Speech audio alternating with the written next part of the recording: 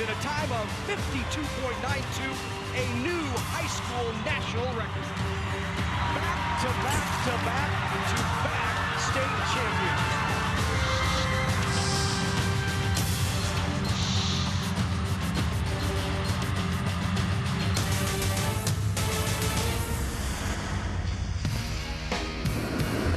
NET Sports, Nebraska's home for championship sports, is live from Memorial Stadium in Lincoln, Nebraska for the 2016 NSAA High School Football Championships. And this afternoon in Class D1, we have a good one. The top seed, Guardian Angels Central Catholic, the Bluejays, undefeated at 12-0, taking on the Longhorns of Burwell at 10-2. And hello again, everyone. I'm Larry Putney, along with former Husker and NFL standout Brendan Stye. It's good to have you with us this afternoon.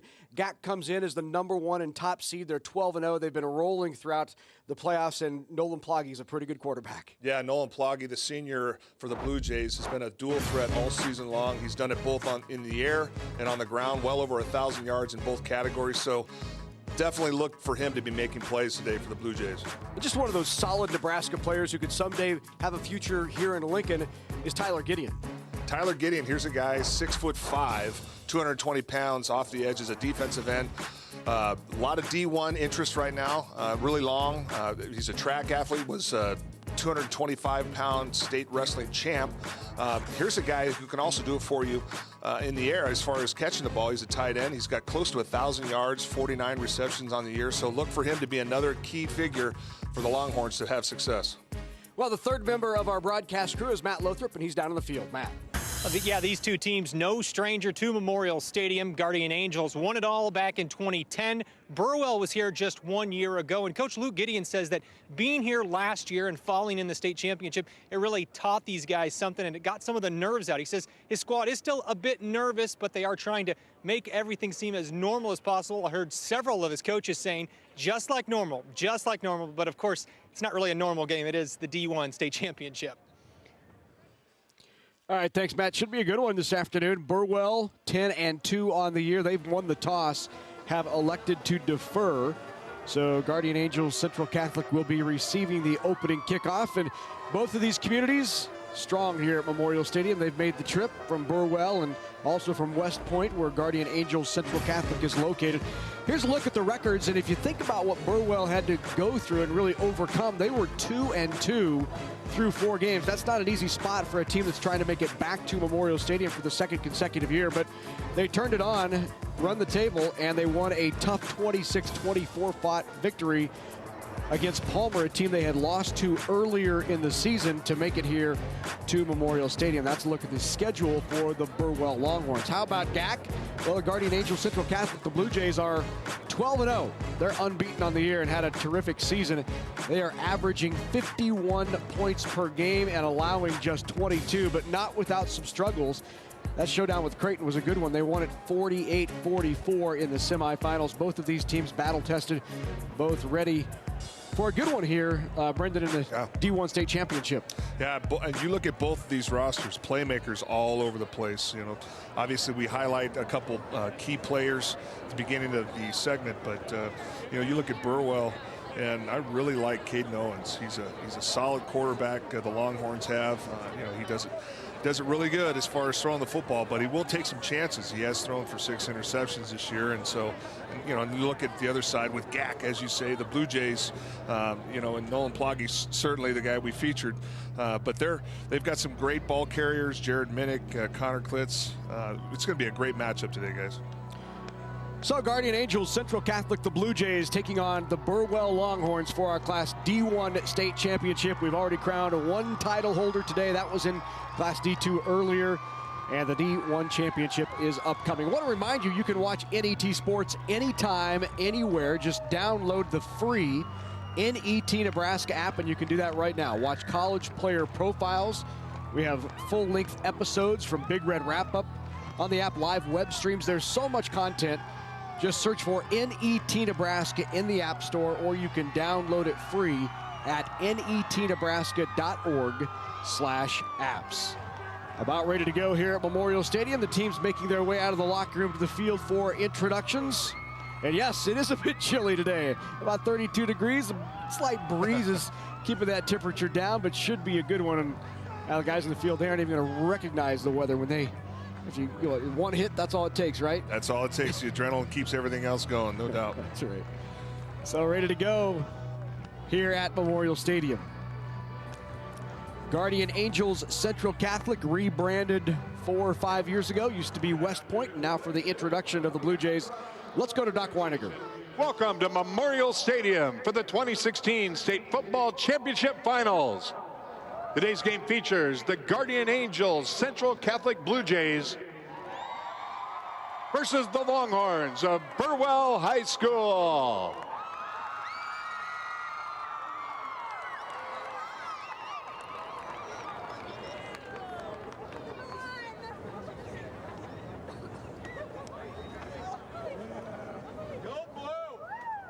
Now let's meet the players and coaches competing in today's game.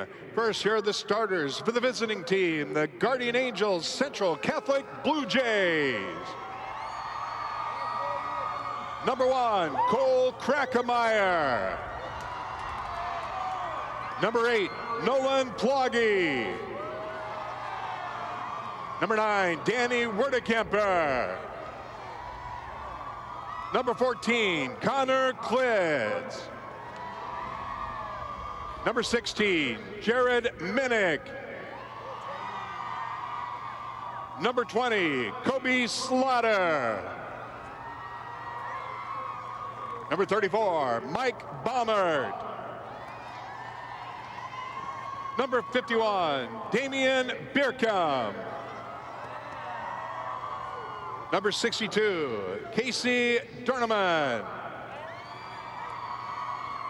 Number 66, Sheldon Disher.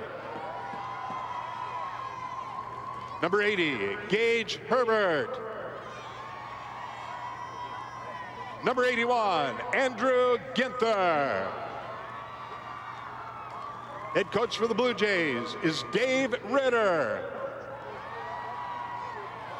And now, please welcome the rest of the Guardian Angels Central Catholic Blue Jays to the field.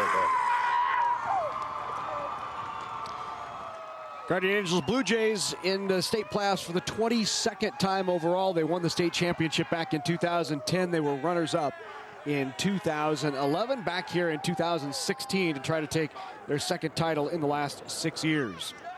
Here's a look at the team comparisons. You see GACC with a bit of advantage in points per game.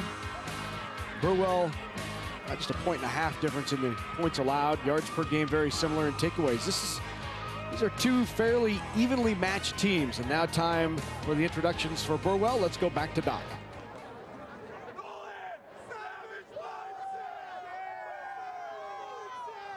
And now the starting lineup for the Burwell Longhorns. Number 1, Joshua Urbanowski.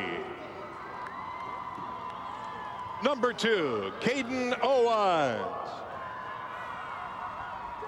Number 3, Jordan Scott.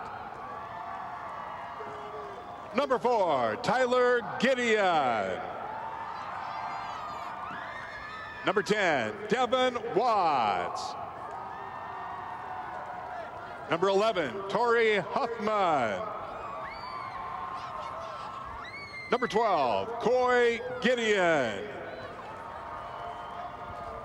Number 16, Ryan Daw. Number 18, Sage Konachak. Number 20, Jace Williams. Number 24, Bodie Jensen. Number 44, Chase Hofschneider. Number 50, Thomas Hughes. Number 68, Weston Svoboda. Number 74, Colby Mitchell. Number 75, Thomas Chardon. Head coach for the Longhorns is Luke Gideon. Now, please welcome the rest of the Burwell Longhorns to the field. to him on the sideline. Just So here we go, ready to go in the Class D1 State Championship. The introduction of the Longhorns from Burwell, and there is Luke Gideon in his 16th year. 101-50. Here's a look at where these two teams come from. Burwell and Guardian Angels Central Catholic. So how did they get here? Well, let's take a look at the bracket. You'll see that Burwell knocked off Elm Creek 28-zip and then had a tough one against Palmer. That was a game that they had lost earlier in the year to Palmer. Won it the second time around 26-24. Guardian Angels Central Catholic knocked off Heartland and Creighton to get here to this state championship. Time now for the introduction to our national anthem. We go back to Doc.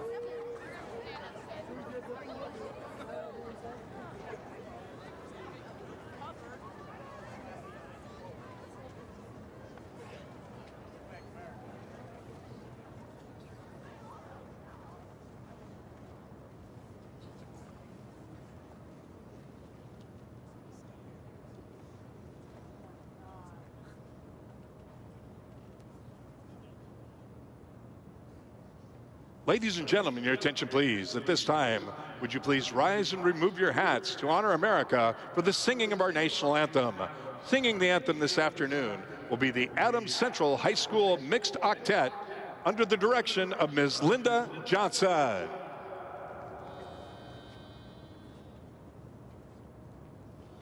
Oh, say, can you see by the dawn's early light what so proudly we hailed at the twilight's last gleaming, whose broad stripes and bright stars through the perilous fight o'er the ramparts we watched were so gallantly streaming, and the rocket's red glare, the bombs bursting in air, gave proof through the night that our flag was still there. Oh, say, does that star-spangled banner yet wave o'er the land of the free and the home of the brave? The Adams Central Mixed Octet. Ready to go now, D1 State Championship. It's Guardian Angels Central Catholic and the Burwell Longhorns here at Memorial Stadium on a chilly afternoon. All the action coming your way from Memorial Stadium in Lincoln, next on NET.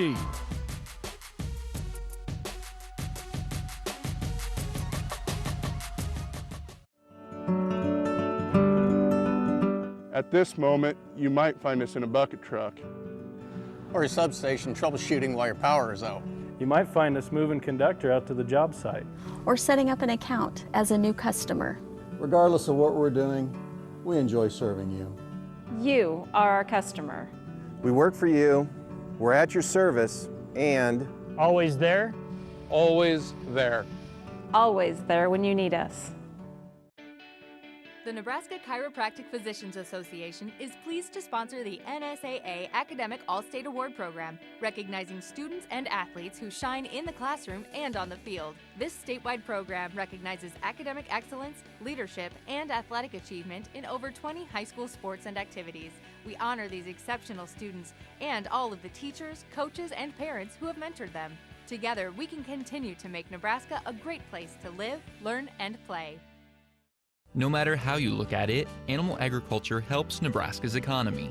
The livestock industry provides increased tax revenues for schools and community services. Livestock enterprises also create jobs while contributing to existing businesses such as local banks and grocery stores. A thriving livestock industry helps maintain our current way of life, but also provides opportunities for the next generation of farm families.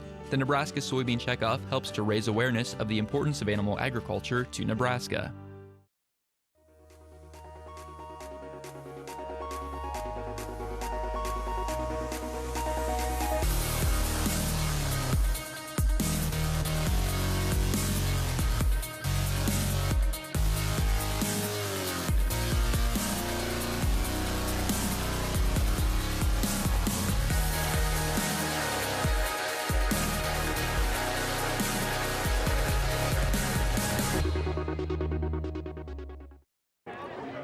45 degrees is the temp, but that breeze makes it feel a little chillier than that. Feels like 40.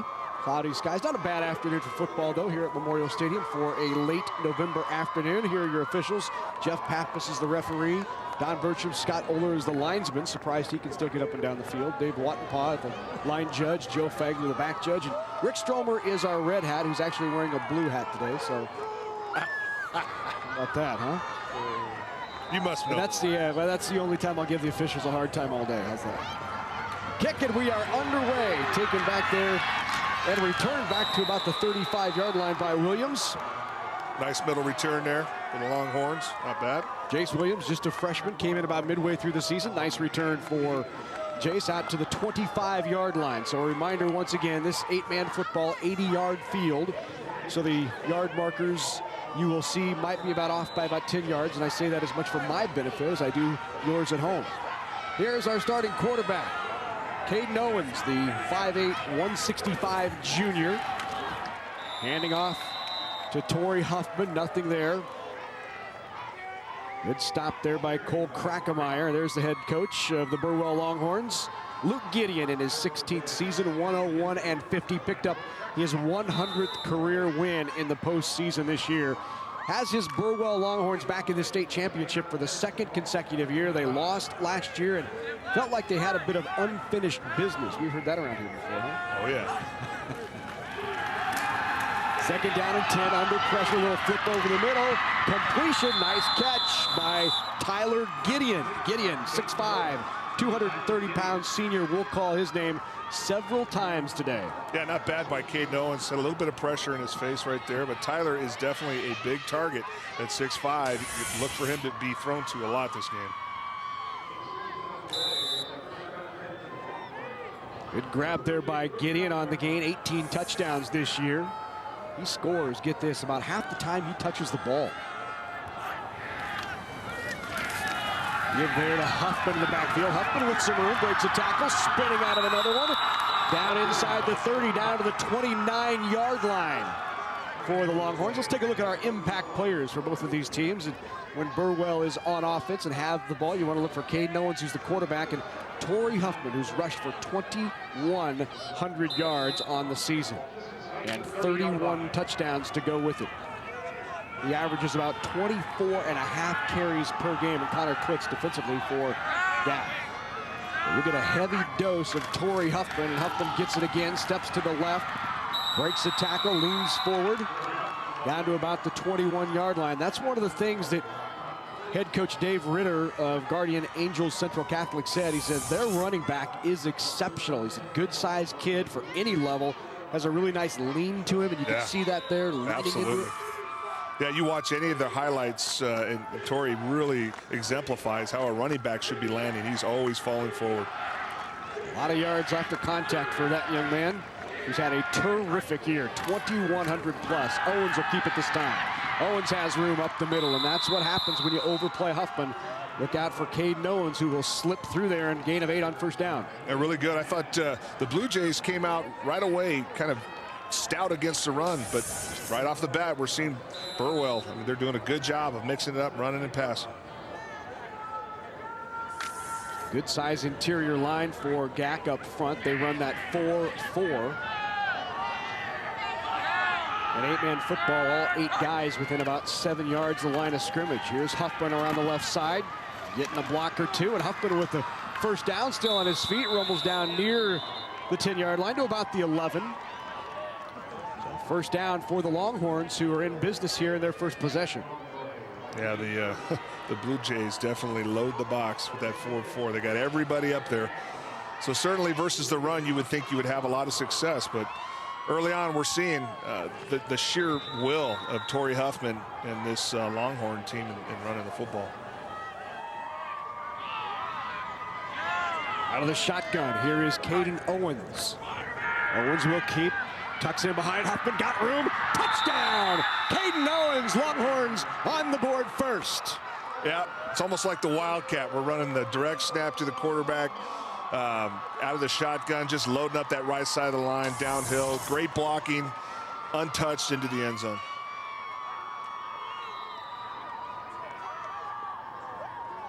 719 yards rushing on the year for Caden Owens. And now in to try the extra point is Thomas Chardon. Chardon's extra point is up, and it is no good. Boy, it's the little things. Yeah. You know, I mean, special teams, this happened in the first game. Right off the bat, we thought that it would make a huge difference, and ultimately they lost, but it wasn't by 2 points. Missing a field goal, extra point like that, that's huge. So 6-zip here, Longhorns on top. There's Luke Gideon with his club, second ever finals for this program. Their 16th overall trip into the postseason, 12th consecutive this year. They've won 6 district championships. But boy, they've had their share of heartbreak over the years. They've been knocked out or were knocked out 3 consecutive years by Elm Creek. Knocked out on a missed field goal on the 10-yard line and lost 42-40. In 13, they lost on a halfback pass and a fumble. They lost that title game in 2015 to Bruning Davenport Shickley, BDS. Sometimes it's those things that when you finally get here and have an opportunity, it really make a difference. You've been there, you've experienced the heartbreak. Makes you want it that much more. Yeah, and he talked about it, having that experience, not only as a player, but as coaches. I mean, it's big. I mean, there's a lot of things that happen in those games that they can learn from, and they got off to a great start right here. They looked impressive. They pretty much had their way with the Blue Jays just marching right down the field.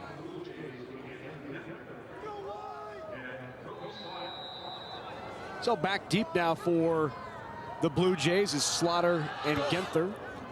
Kicked away by Konachek. That'll be taken at the 5-yard line by Genther. Genther breaks a tackle.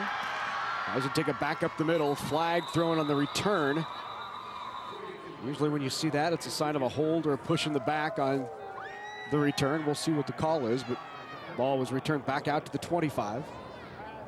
Nice stop there by Chase Hofschneider, chasing down ball carrier. There is no penalty on the play. Waving it off. So no flag thrown. Right now, Burwell on top here in the D1 title game. 6-zip thanks to the carry of Caden Owens. Not just on the good days.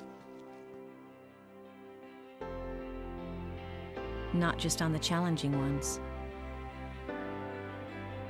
Not just during business hours. Or when relaxing. But always. For the past 125 years, Farmers Mutual of Nebraska, always alongside you. The Aurora Cooperative is reshaping the agricultural landscape through world-class agronomy, innovative grain marketing, energy, and animal nutrition, with the vision and financial strength to not just anticipate change, but create it, driven by an unwavering commitment to the farmers and ranchers we serve, to their communities, and to the next generation of agricultural leaders.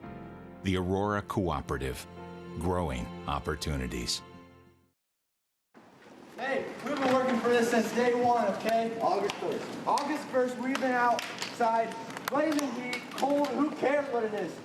We know what it's like to win. We know what it's like to play football, boys. Hey, I ask nothing for you guys tonight, today, this afternoon, whatever it is, to go out and give your hardest every single down, okay? That's all I ask for you guys, okay? Our seniors, let's go. Finish what we started. Horns on, baby! Horns! Pre-game message from the players to the teammates. Senior-laden team for head coach Luke Gideon. His team got off to a quick start. On top, 6-zip. Now we get our first look at Guardian Angels Central Catholic Blue Jays and quarterback Nolan Ploggy. We talked about Ploggy off the top. He's a dual threat guy. Ball is handed off to Jared Minnick, the I-back. Nothing doing there as he's shut down right away. And really both angles there. Defensive end for Burwell did a nice job staying home. The zone read on the give up front, those guys for Burwell just stopped it hard. But there was really nowhere to go on the outside as well. Torrey Huffman made that play from his Mike linebacker spot. 91 tackles, third on the team for Huffman. And there is Nolan Ploggy, 1,500 yards rushing, or passing, 1,000 yards rushing, and nowhere there is that Stacked up again right at the line of scrimmage. Ryan Daw, the linebacker, was there along with Hughes. Yeah, nice job. Just really stout. Very similar to what the Blue Jays did defensively the first couple plays. Let's see what GAC's got in store. There are your impact players, Minnick and Krackemeyer offensively. For Burwell, Tyler Gideon.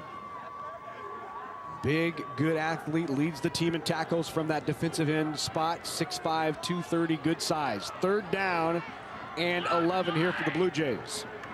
Ploggy from the shotgun. Over the middle, got a man wide open. Complete to Slaughter. Yeah, another crossing route there. I mean, he was, like you said, wide open. A little, I think, a breakdown in the defensive coverage right there, but certainly a huge play for the Blue Jays. 19-yard play. A little bit behind, but Slaughter pulls it in. His 34th reception of the year. Over 300 yards receiving now for Slaughter on the season. So into Longhorn territory now. First down and 10. Good lean forward ball came out. Yeah, I think he was down. They're going to say he was down. Jared Minnick on the carry right there. You can tell he's scrappy. He's a guy that's going to get you some yards. I think he's got over close to 1,300 yards on the season with 17 touchdowns. But you know, he's 5'9", 175 pounds, scrappy guy. He wasn't down. That ball was out. Officials called it down though, so it stays with the Blue Jays. Nothing there for Ploggy as he keeps on the option. Yeah, typically on the option, you want to keep your back within a 5-yard string, I call it. And it seemed like the back was a little bit too far for the defense to really buy in on it. Loss of 1, 3rd and 9 now for the Jays. Not much there on the ground through these first 5 or 6 plays for the Jays. Back to the shotgun goes Ploggy. Fakes the give, he'll drop back, look downfield. And over the head of his intended receiver, Cole Krackemeyer. So that'll bring up 4th down now for the Jays. Decision time as they are in Longhorn territory at the 36-yard line. Do you go for it here? And it looks like they will.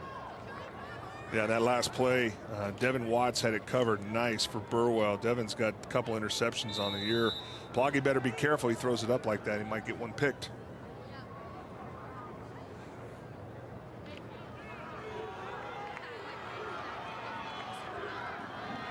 Fourth down, there, go for it. 4th and 9 from the shotgun. Under pressure, a lot of pressure, throws it up. Got a man there, incomplete. No flag on the play. And there in coverage was Josh Urbanowski. Yeah, really good pressure by Burwell here, putting Ploggy in a situation where, you know, 9 times out of 10, you throw it up like that and they're well covered, it might get picked. So again, forced into, you know, obviously a situation where you want to get the first down, going for it on 4th, but came up short. Genther was the intended receiver, but over his head, so the Longhorns take over. Good field position near midfield. Owens will keep along that left side, and they've had some success over that left side, running behind Svoboda and Hofschneider. Yeah, Longhorns looking pretty good right now. They're looking downhill. Every player on offense looks like they're getting movement on the line of scrimmage, and the plays coming downhill when they're running the football. They're looking sharp. You know how important line play can be, and this offensive line for the Longhorns is the same starting interior line that was in last year's state championship game. So Hofschneider, Svoboda, Hughes, all returning. And Caden Owens goes right behind him again. A gain of another 3 or 4 yards will bring up 3rd down and short. That little trap play inside, letting the interior defensive linemen go. They don't even block them. It's a quick little trap, boom, right up the middle. Nice little gain.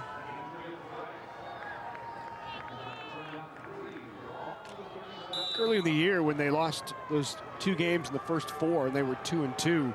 Still trying to figure out their skill positions a bit. They certainly had the offensive line and defensive line all returning, as this is given to Huffman, and Huffman puts on a shoulder, breaks 1 tackle, down inside the 25, down to about the 21-yard line on the carry by Torrey Huffman. Tough run by Torrey Huffman. Lowers his shoulder, runs over number 20. Wow. I'll tell you what, Burwell's, like I said, if this is the case and this is what we're going to see all day from them, it might be a long day for the Blue Jays. 16-yard gain by Huffman. Just a tough kid. He's a cowboy. He's a rodeoer. Owens again, left side. And on first down, another gain of 4 or 5 on first. And they have just been able to click yards off on first down and stay on schedule.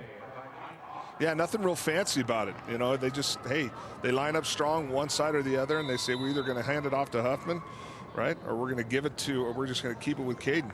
And it's just stretch, quarterback keep is what they're doing.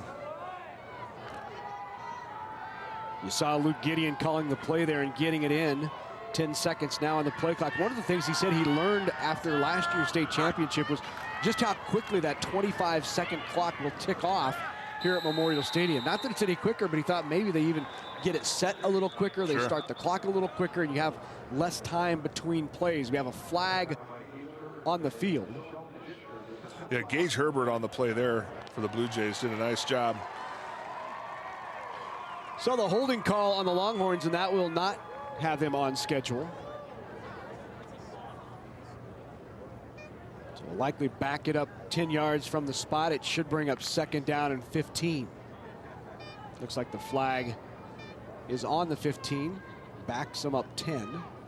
Block in the back on the offense. Block in the back called. One more look here. Yep, you saw it there late. Thomas Hughes comes in there and gives a little shove in the back of Casey Durneman. So 2nd down and 15.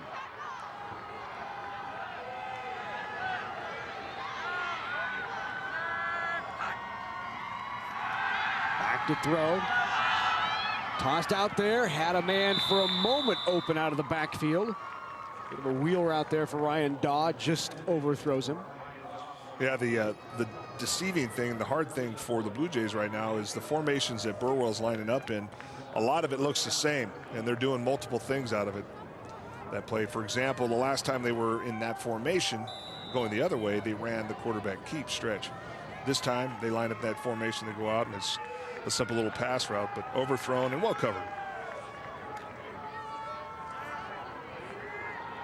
So 3rd down and 15.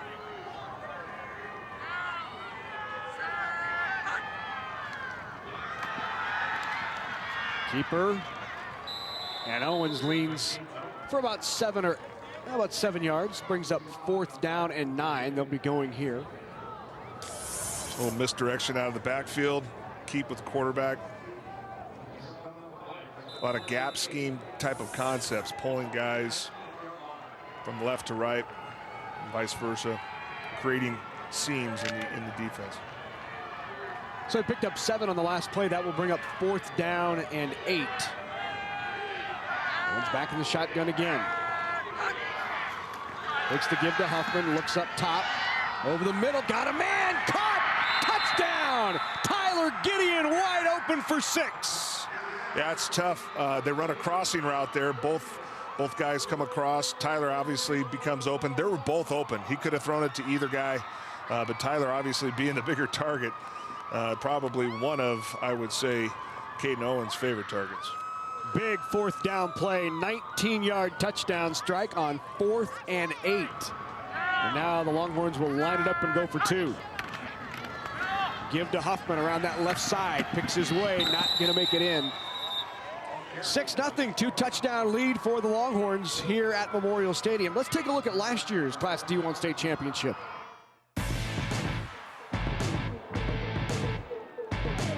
Two forces of nature met as the BDS Eagles took on the Burwell Longhorns. BDS went on a scoring frenzy during the first half, managing to outscore their opponent 22-0. Burwell would not go quietly, and after a 5-yard quarterback sneak, the Longhorns finally squeezed onto the board. They would keep this momentum going by capitalizing on a forced fumble and scoring on the next offensive drive, cutting the lead to 28-14. The Longhorns would keep fighting, pulling the score to within 6 with under 4.5 minutes remaining, but BDS would not be denied. They turned away the surging Burwell Longhorns to win 44-30 and bring home the first state football championship for brooding Davenport Shickley.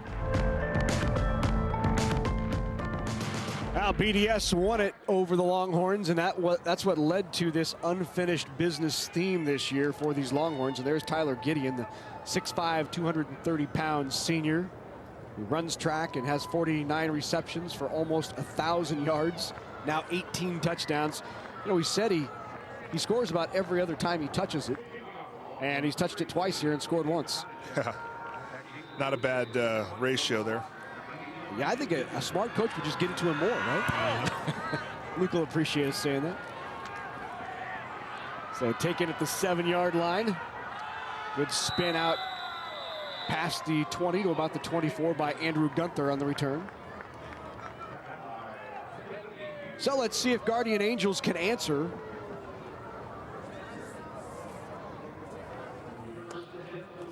Bluejays first trip down here to Memorial Stadium since 2011 when they were the runner-up. Dave Ritter says likes this team. He's got a very similar team to the team that he had that year, just maybe a few more receivers, a few more people who can do some things after they touch the ball. Nice gain on first down by Jared Minnick, who kind of skips through the hole. Yeah, Jared found some running room there. I mean, they had 5 guys up in every gap there. They're running that 3-3, but those backers are coming up into the voided gaps there, and he found some wiggle room in there. Minnick averages 109 all-purpose yards per game. He's carried for better than 1,300 yards on the season. Minnick at the eye. They quick to give to him. Ploggy under pressure, and Ploggy trying to get away, but he will be dropped. Sack in the backfield. Chase Hofschneider, the first man there. Yep, Chase having some success early on here. Burwell really showing their strength with defense. It's almost like they're a 5-1 type of front, because those backers are no more than a yard and a half off the line of scrimmage in the gaps. And when they bring the pressure, they're getting by those guys up front. Luke Gideon said of Chase Hofschneider, said he really stepped up late last year, has great speed, very athletic kid, tough. You see his numbers on the year. Big sack there. More pressure this time from the other side. And that's the other DN, Tyler Gideon, with the sack. Yeah, Tyler just dominates right there off the edge. Just a clean release to the quarterback. He had no chance.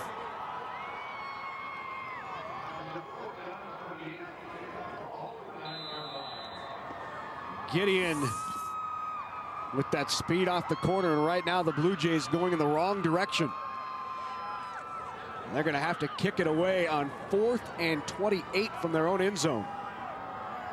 And to punt it away is Cole Krackemeyer.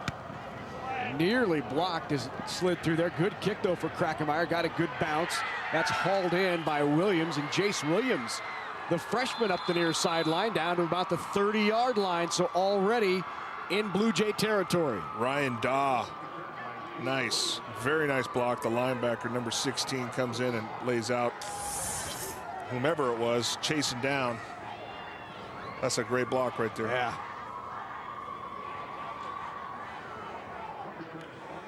Looks like Sheldon Disher is the one that got dished. So Caden Owens back out there now for the Longhorns.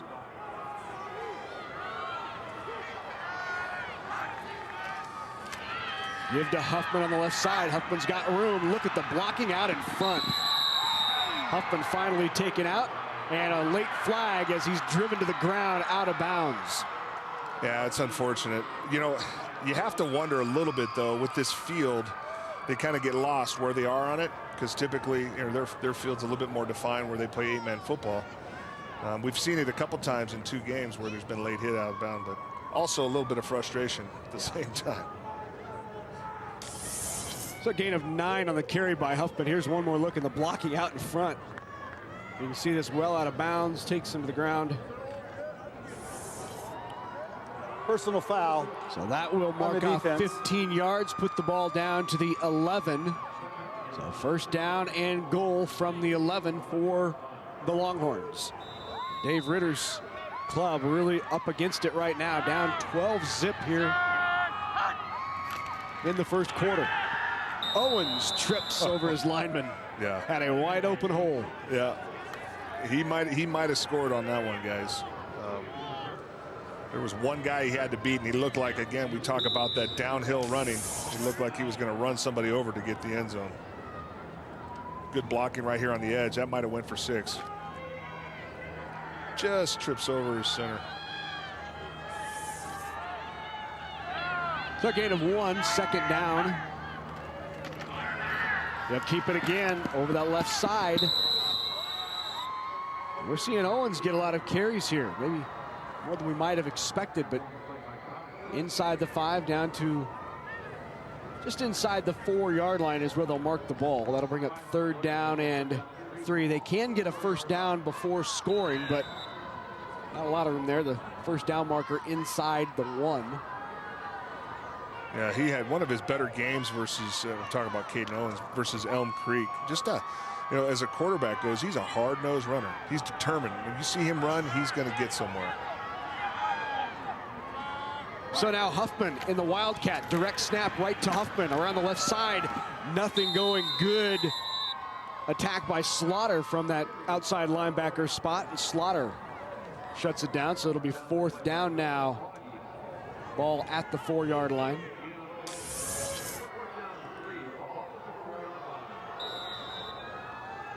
That was Nolan Ploggy that got in there as well. Ploggy playing both ways.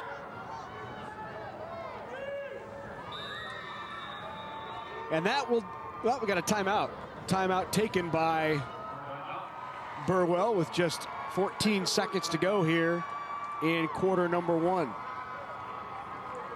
So they'll talk about the play here. Big opportunity to go up 3 touchdowns for Luke Gideon's club. And this is a club that has been battle tested through the playoffs. You take a look at the road they took to get here, knocking off South Loop, which had just 1 loss. And then the next 3 teams that the Longhorns beat, all were undefeated. They beat Perkins County 33-30 on a last-second field goal. Beat Elm Creek 28-0 and Palmer 26-24. All 3 of those opponents were unbeaten on the year. Yeah, and their offense has just been humming all season long. They've got 517 points scored versus the opponents only scoring 241 points. So definitely we're seeing, obviously, the fruits of their hard labor all year long and getting them there and here. And it looks like they're going to put some more points up on the board right now.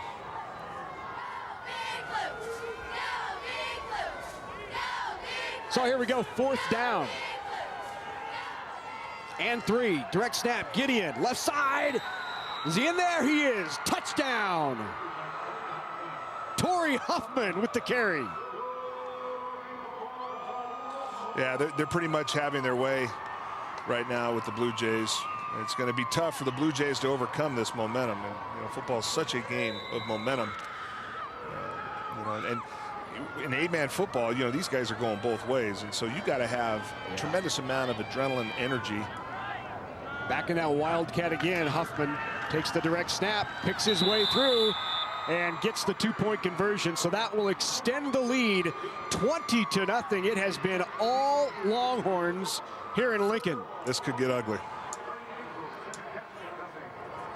But hats off to Burwell, the guys that are blocking up front, out on the edge. It's definitely been a clinic so far in offensive football. Blocking, running, throwing, catching. And you know that 16th year head coach Dave Ritter of Guardian Angels Central Catholic is not about to make any excuses, but he has had 3 season-ending injuries on his interior defensive line. Ross Klitz out with a broken fibula, Jacob Yostem out with a torn bicep, Jaden Ron a dislocated elbow, it is tough for any team, let alone an 8-man team, to survive 3 injuries to your starting interior line and make it here to a state tournament. Yeah, there's a lot to be said about that. But again, it's showing up right now. They're, like you said, the interior part of the Blue Jays right now is not stacking up. So a kick will be taken at the 10-yard line by Slaughter. Slaughter stacked up at about the 23. And with 8 seconds to go here in quarter number 1, Guardian Angels Central Catholic need to get something going. But you can really feel the momentum wearing purple right now.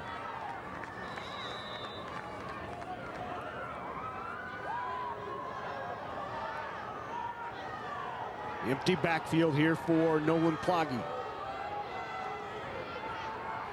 Ploggy with the screen, has a man. If he can break a tackle, he had a room.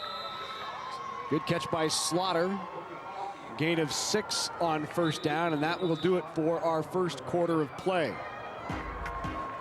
It has been all Longhorns.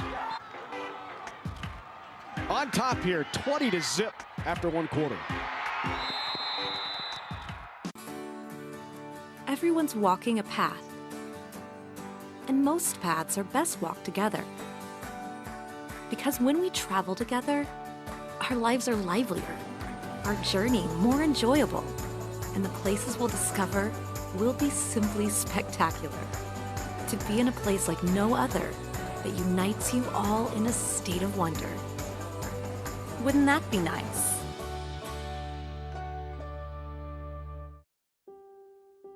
Head trauma and concussion risk minimization is a priority of the NSAA. When in doubt, sit them out.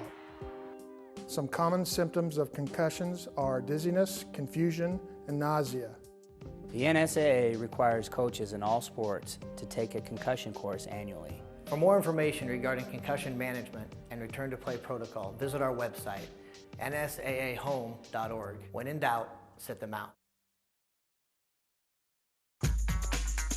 Coverage of the 2016 NSAA High School Football Championships on NET is made possible in part by the Nebraska Soybean Board, Education Quest, the Nebraska Public Power District, the Aurora Cooperative, the Nebraska Tourism Commission, and Constellation. A big thank you to all of our sponsors who help us bring you the best high school athletes from across the state. We could not do it without your support. A scoring explosion by Burwell Longhorns in the first quarter, up 20-0 on Guardian Angels Central Catholic. In the huddle in the quarter, David Ritter told his guys, hey, he was actually very relaxed. In fact, it was Nolan Ploggy who said, guys, relax. We've been here before. We've been down more than this. So the Blue Jays more than comfortable right now, but needing to get some points on the board right away. Yeah, thanks, Matt. Certainly a club that's been here several times before, and that coach has been in these situations, no doubt. Dave Ritter in his 16th year. 2nd down and 4 for his Blue Jays. Ploggy under center. Will hand it off. Had a hold momentarily, but a nice job defensively by the Longhorns to bring up 3rd down and short. Yeah, again, and we talk about it, with 8-man football, both sides, guys that play both sides of the ball. Again, right there, Torrey Huffman, number 11, doing it on offense and stopping it on defense on the edge.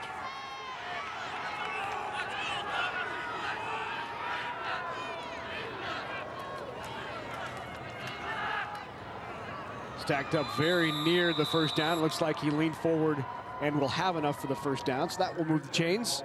Good 1st down for the Blue Jays. Start getting a little confidence here.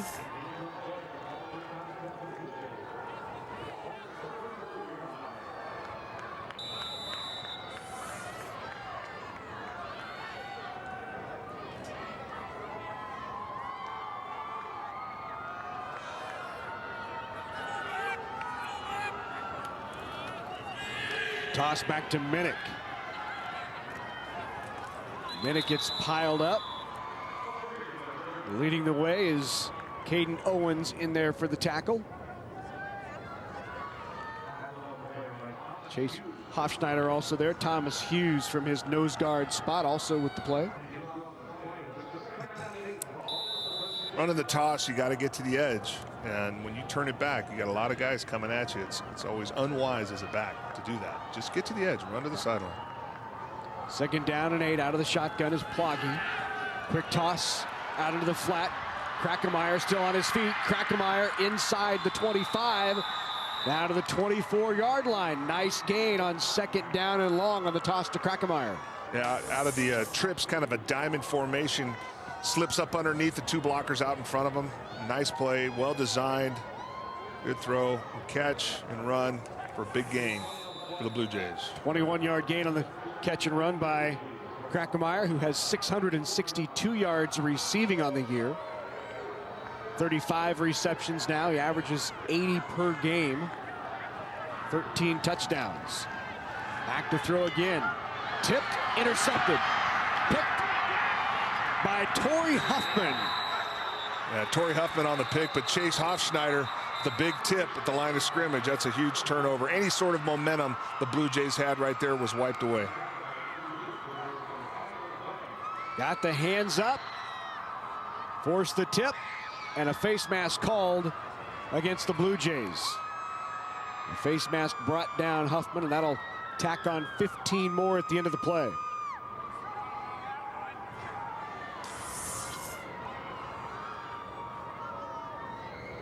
There you see Hofschneider with the big tip. After the interception. Turns into personal that turnover. foul. It's big. Face mask on the white. Andrew Genther pulled down hard on the tackle, caught the face mask. So the Longhorns will take over in Blue Jay territory at the 37-yard line. 10 minutes to go here before halftime. A 20-0 lead by the Longhorns. Second ever trip to the finals for this Longhorns squad. Luke Gideon, the head coach who graduated from UNK, got his degree in education, waited for his old track coach to retire before heading up to Burwell to be the coach, and he's been there ever since. And the timeout called by the Blue Jays. There's Luke Gideon. Says this year the kids just had a sense of belief. He knew that was part of it. You got to believe in you have an opportunity to get back down here, but the ball has to bounce your way. They did get a couple of good bounces late. You know, they kicked a field goal in one of their games late to win it in the playoffs against Perkins County. That field goal came from a foreign exchange student who's from Paris. So we wouldn't have had a kicker. We'd be able to kick a field goal like that if he hadn't transferred in as a foreign exchange student. He said sometimes, Tyler Gideon said he's out there kicking 50-yard field goals sometimes. He knocked about a 25-yarder. Hey, I want to remind you, Husker Volleyball continues on NET Sports this Saturday as the Huskers take the court against Michigan. The Wolverines are in town, and you can watch it live. From the Bob Devaney Sports Center, action begins at 7 Central on NET, which is Nebraska's home for sports. That should be a good one. Huskers looking for a Big Ten title, their first since 2011. And only second ever. Hard to believe that Nebraska program has been in the Big Ten for 6 years now and only won one Big Ten title. So 1st down and 10 for the Longhorns. The give to Huffman, and he's not going anywhere. That was piled up. Durneman, Casey Durneman, the 6'2", 200-pound defensive lineman, shuts that down.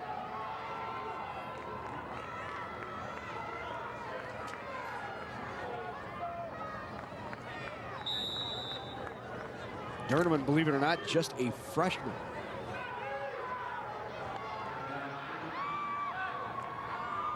So a loss of 3 on the play brings up 2nd and 13. Back to throw now is Owens. Has a man out there, tipped away. Could not pull it in on the attempt for Devin Watts. Nice job defensively by Krackemeyer. Cole Krackemeyer back there defensively. I remember last year it was Devin Watts, number 10 here, who just had a terrific state tournament game against BDS. Tries to keep his hand in on that one. Yeah, Burwell going right back to that crossing route, this time choosing another target other than the big guy, number 4.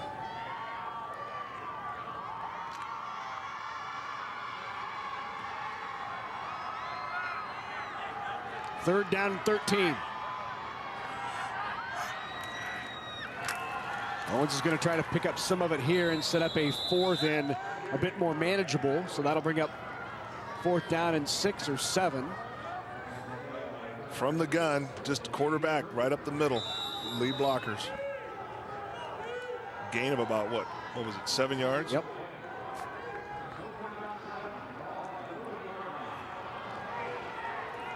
So 4th and 7 now remaining. Important play here for the Blue Jays.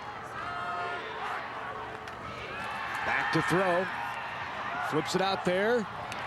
Good coverage by Kobe Slaughter. Incomplete on the attempted pass for Tyler Gideon. Yeah, they went right back to that crossing route again. This time looking for their big guy, number 4, Tyler Gideon. Great coverage by Slaughter on that.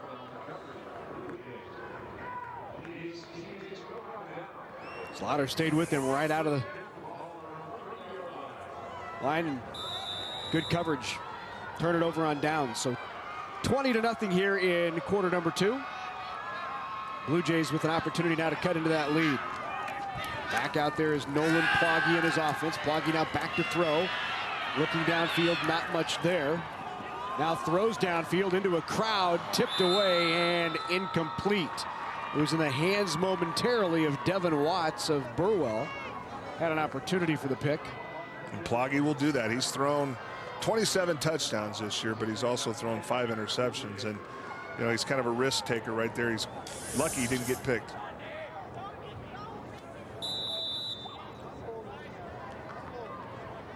Kind of knocked away at that last second by Slaughter. Nice job by Kobe Slaughter to turn into a defender to knock it away from Watts. 2nd down and 10.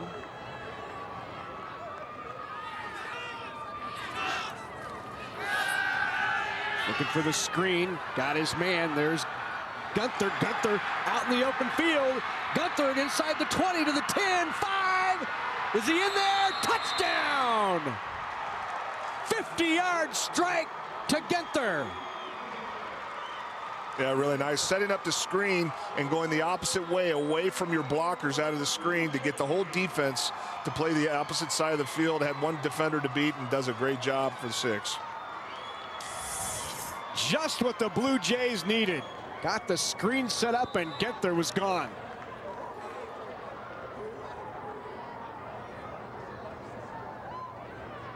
Great dive. Kept his feet, dove in there, ball crossed the line. Now the 2-point try.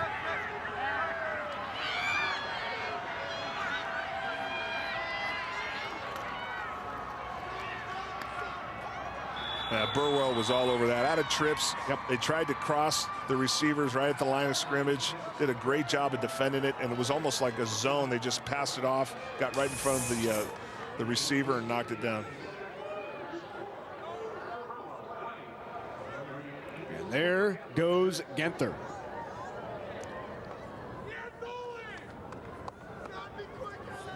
Dove for the line and got it. So that tightens it up a bit. Hey, time now for our NSAA championship trivia. If you are the first person to email the correct answer to sports@netnebraska.org, you'll win an NET Sports Championship t-shirt, size extra large. Our trivia question is, first state football playoffs were held in which year? First correct email to sports@netnebraska.org wins the NET Sports Championship t-shirt. And remember, just one winner per household during the 2016 NSAA championships.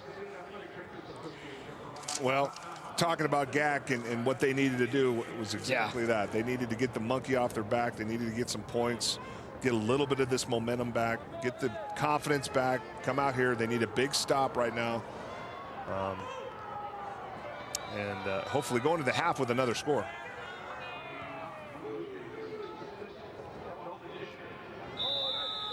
Disher kicks it out of bounds. You know what? With this cold, it really seems like the kicking has been affected in both these games that we've been watching. Yeah. Punting. Yep. Kickoffs, you name it. It just seems like these guys cannot get a good foot on the ball, like they're kicking a rock.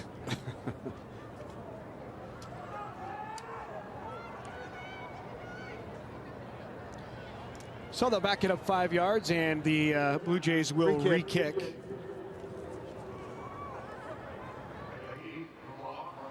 It has been chilly, huh? I mean, oh yeah. You felt the cold? Oh yeah. Have you? I've got my little hoodie on, man. Look at that. Yeah. That's there you go. Brendan Stye earlier. He is all. He's the sniper up in the box, man.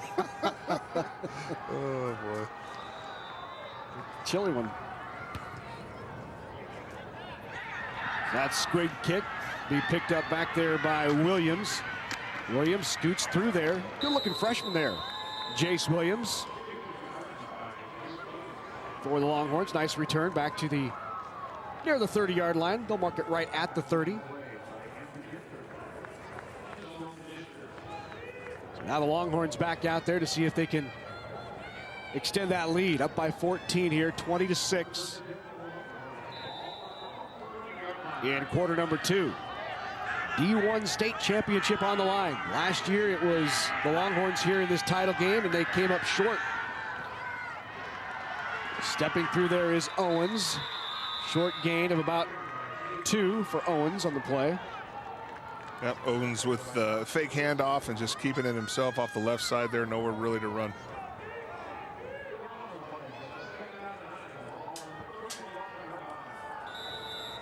That'll bring up 2nd and 9.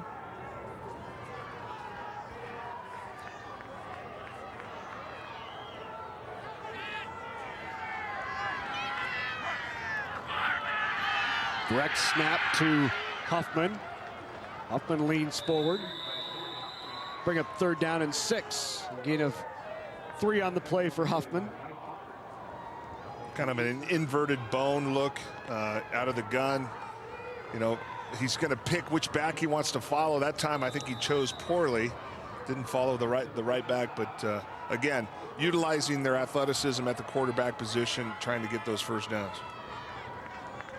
Took a lot of work for the Longhorns to get back here to the state championship this year. Obviously, we mentioned the entire interior line return, which is a tremendous benefit, but they lost an awful lot from a talent perspective at some of the skill positions. Wide open is Gideon on the reception, and Gideon converts on 3rd down and 6. Really well executed play action play.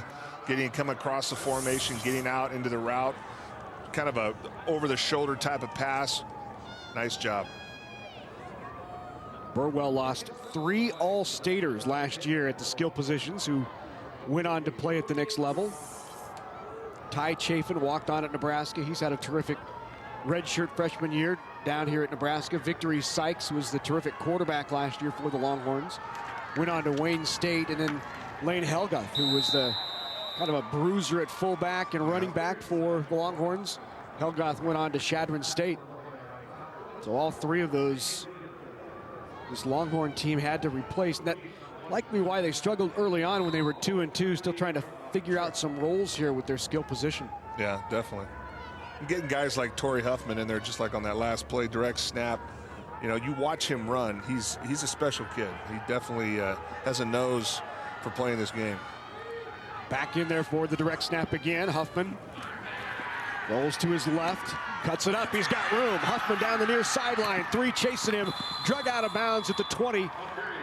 But a big gain by Huffman. Really great blocking out on the edge. Huffman being patient, setting up the blocks, seeing what the defense was giving him, having great vision, cutting it back and getting downfield.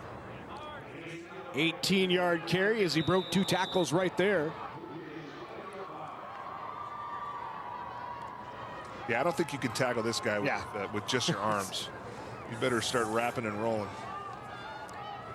Huffman last year was 3rd at state in wrestling. He knows about leverage. And you see the big roll right in the nose, too. He knows about rolling that cotton up and shoving it in the nose, getting ready to head back out there, huh? Oh, yeah. Good stop there by Mike Baumert up front.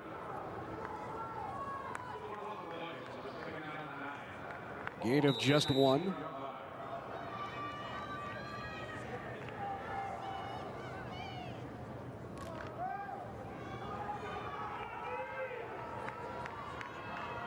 Yep, I think he's got it all covered there, doesn't he? And here's Owens. Owens isn't going to slip that tackle. Nice play from the secondary. Jared Minnick from that inside linebacker spot pops up there and makes the play. Minnick, a 5'9", 170-pound sophomore. Sniff that one out. So that'll be a loss of 3, brings up 3rd down and 12.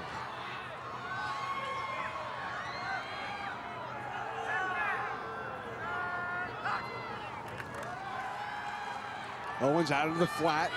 Huffman still on his feet. 3-4 guys to bring him down. There's another flag. Late hit. Out of bounds. Right along that sideline, and if it is indeed a late hit, it would be an automatic 1st down rather than 4th and 7. We'll see what the call is here. Still in there, still fighting, still battling. Could be the block on number 50. Yep, by Thomas Hughes in there late. So this will back up the Longhorns. Block in the back on the offense. Penalties declined. 4th down. So they won't take the penalty. That'll bring up 4th down and 7 now for the Longhorns.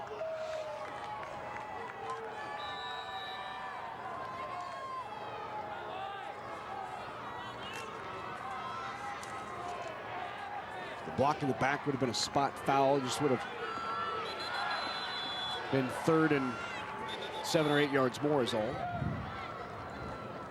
Timeout called by the Blue Jays on 4th down. It's probably a good timeout. I mean, if you get to stop these guys right here, and you put yourself in another position to go in for the half, get some more points on the board here. Well, coming up at halftime of this Class D1 state championship game, we'll talk NSAA cross country with Ron Higdon of the NSAA. Also have our first half highlights. Take a look at statistics as well of this 20-6 Burwell lead. Longhorns came out right away. Hey, good time for you to connect with us on Facebook and Twitter. You can add a comment, catch up on the latest Nebraska sports information. Make sure to like NET Sports and Big Red Wrap Up and join in on the discussion at Big Red Wrap Up, or join us on Facebook at facebook.com/NET Sports. You can also tweet us during these state championships at #NET Sports.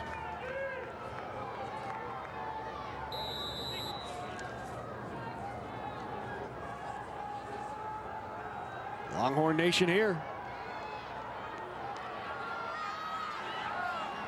4th down and 7 for the Longhorns. Dropping back to pass is Owens. Floats it out there, tipped up. What a catch! Tyler Gideon pulls it in for the touchdown. Boy, I mean, first of all, great throw. But that catch is over his head. He's looking back and up, makes it, kind of taps it to himself and hauls it in. That's very, very talented player right there. Concentration, focus, and finish. What a play by the 6'5", 230-pound senior Tyler Gideon. 2nd touchdown catch, 4 receptions. He's right on pace. And the 2-point conversion is no good. We said about every other time he touches the ball, he scores a touchdown. Yeah, reminds me of a guy that used to play for Nebraska, Gerald Armstrong. That's Remember right. that? Yeah. All of his catches pretty much were touchdowns. The first 7, right? First 7 or 8 of his career were all touchdowns. Yep. Gerald Armstrong out of Pierce, Nebraska, right? There you go. Good call. There is a 9-play, 50-yard drive, 17-yard touchdown catch by that young man right there, Tyler Gideon. Let's go down to Matt. So we're really seeing a toughness by Burwell. You mentioned that with an 8-man school, these guys are playing both ways. And talking with Coach Luke Gideon, he says not only do these guys play both ways, a lot of them play a second sport or even a third sport. Some of them even do some rodeo work in the summer. Of course, I don't know how well that translates to football, but worth knowing the guy that just scored the touchdown, he is the D1 state champion wrestler at 220 pounds. Won the title last year. That'll give you great leverage. You learn how to wrestle. You learn how to use your leverage in the lower half. And got a lot of core strength, definitely, as an athlete. And on the football field, a lot of people think, you know, I got to have a big bench press. I got to have a big squat. If you have great core strength, which you get in wrestling, you're going to be a pretty good player. Andrew Ginther with the return. Out to about the 21 or 22-yard line. Yet Tyler Gideon, you know, not only just a terrific athlete, and you just heard Matt say the state 225 wrestling champ last year. He worked out this past summer, spent a week out in Montana with Rulon Gardner. And of course, folks around this area certainly know about the former gold medal winner, the Olympic champion Rulon Gardner, who wrestled at Nebraska, and said he just had a great week out there with Rulon. And he's getting a lot of Division II offers right now, but I think he's really holding out and would be a terrific addition as one of those preferred walk-ons for Nebraska. A kid who you could see at 6'5", putting on 30, 40, 50 more pounds. Well, you look at him on screen, right? He looks like a baby. Right, you're right. And a lot of times, these guys that are big, you look for the guys that have that baby face. They don't have a whole lot of hair on their face, and there's still a lot of growing yet to be done. You go to Nebraska, 3 hots in a cot, you're going to put on some weight pretty quick. So 26-6, Burwell on top. Give there to Minnick. Minnick leans forward, gains a first down. Out past the 30 to the 33-yard line on the carry by Jared Minnick. They've utilized Jared Minnick all season long. He's got over 1,200 yards rushing, 17 touchdowns. He's a vital part of this offense. I'd like to see him get going here a little bit more. Ploggy back out of the shotgun. Quick toss out, incomplete. He was looking for Krackemeyer. Clock will stop with 4:16 to go here before half. There is Dave Ritter in his 16th year. Actually a nurse by trade. He's a service line director in the ED department and the trauma coordinator for St. Francis in West Point. Volunteers up at the school, coaches football. Graduated from down here at Nebraska back in 1983. Started helping West Point Central Catholic, then West Point Central Catholic back in 1986. You got to, you know, to run a trauma department, to run the ED, you got to be a pretty calm customer, right? No doubt. Great manager.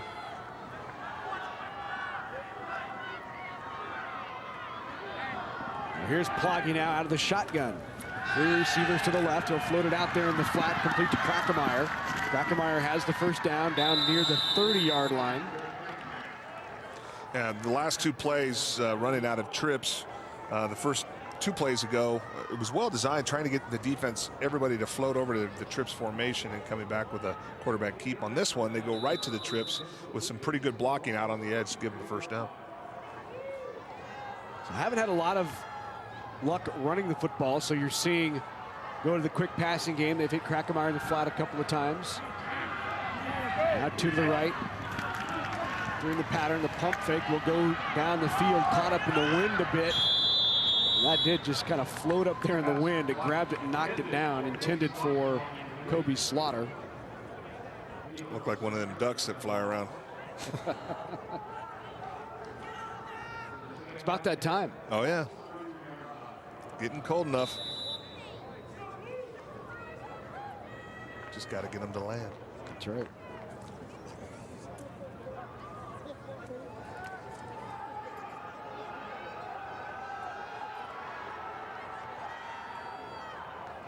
Second down and 10. Ploggy keeps, broke a tackle. A shoestring tackle away from that being a terrific run. First down as it is on the carry by Ploggy. Yeah, we talked about it at the beginning. I mean, he's, over the whole season, he's put really good numbers together as far as running the football. And you saw in that, like you said, it was a nifty run, really showed his athleticism, getting the extra yards.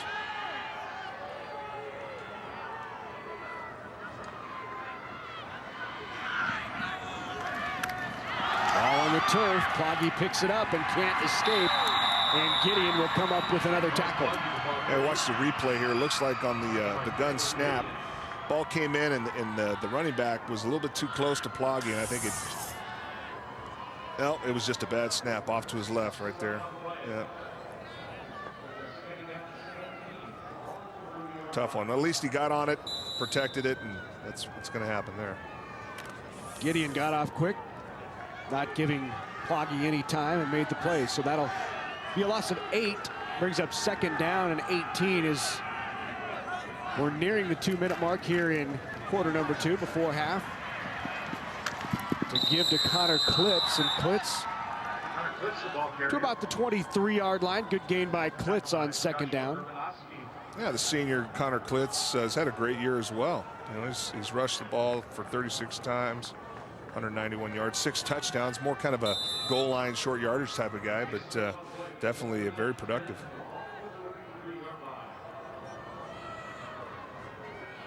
So I got 7 back. It brings up 3rd down and 11.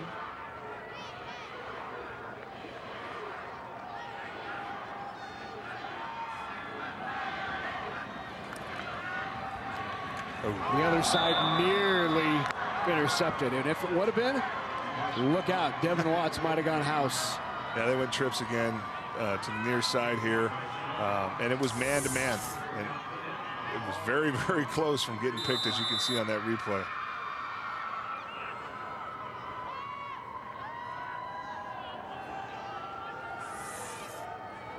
So pass knocked down then by Devin Watts, the senior. Has 2 interceptions on the year. Tied for 1st on the team. 4th down and 11. Ploggy with the screen in the middle. Has an opportunity here. Squeaks through and got the 1st down on the carry by Kobe Slaughter. Yeah, nice job after the catch. Really good up front on the middle screen. Good patience, good timing by the quarterback getting rid of the ball. And then, of course, Kobe Slaughter having the wherewithal to understand not to get it outside, just keep it right down the middle, get the yards that you can get. So 1st down and goal to go.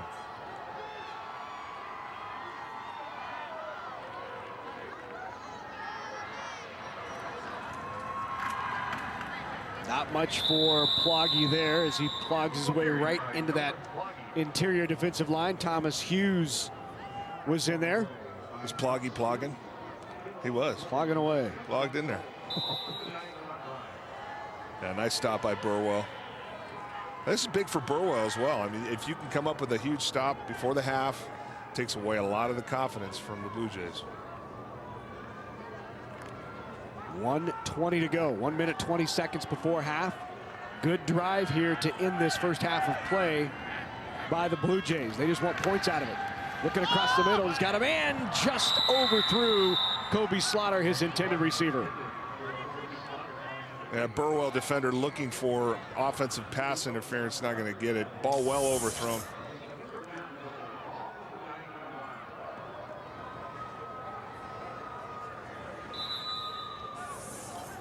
Third down now and goal from the 10-yard line.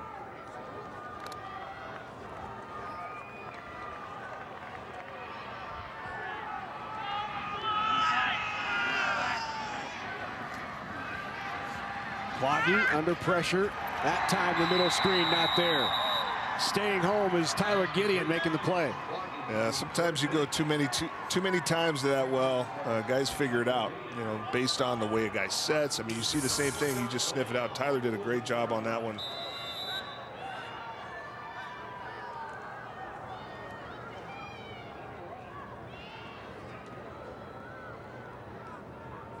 Good tackle there by Gideon. 4th down. And it looks like they're going to let it tick down and take a timeout inside of 30 seconds and try to convert on this 4th down and goal. And there is Dave Ritter taking the timeout. He'll bring his team over to the sideline with 26 seconds to go before the halftime. Try to draw up a play here on a 9-yard touchdown. See if he has that play on the card.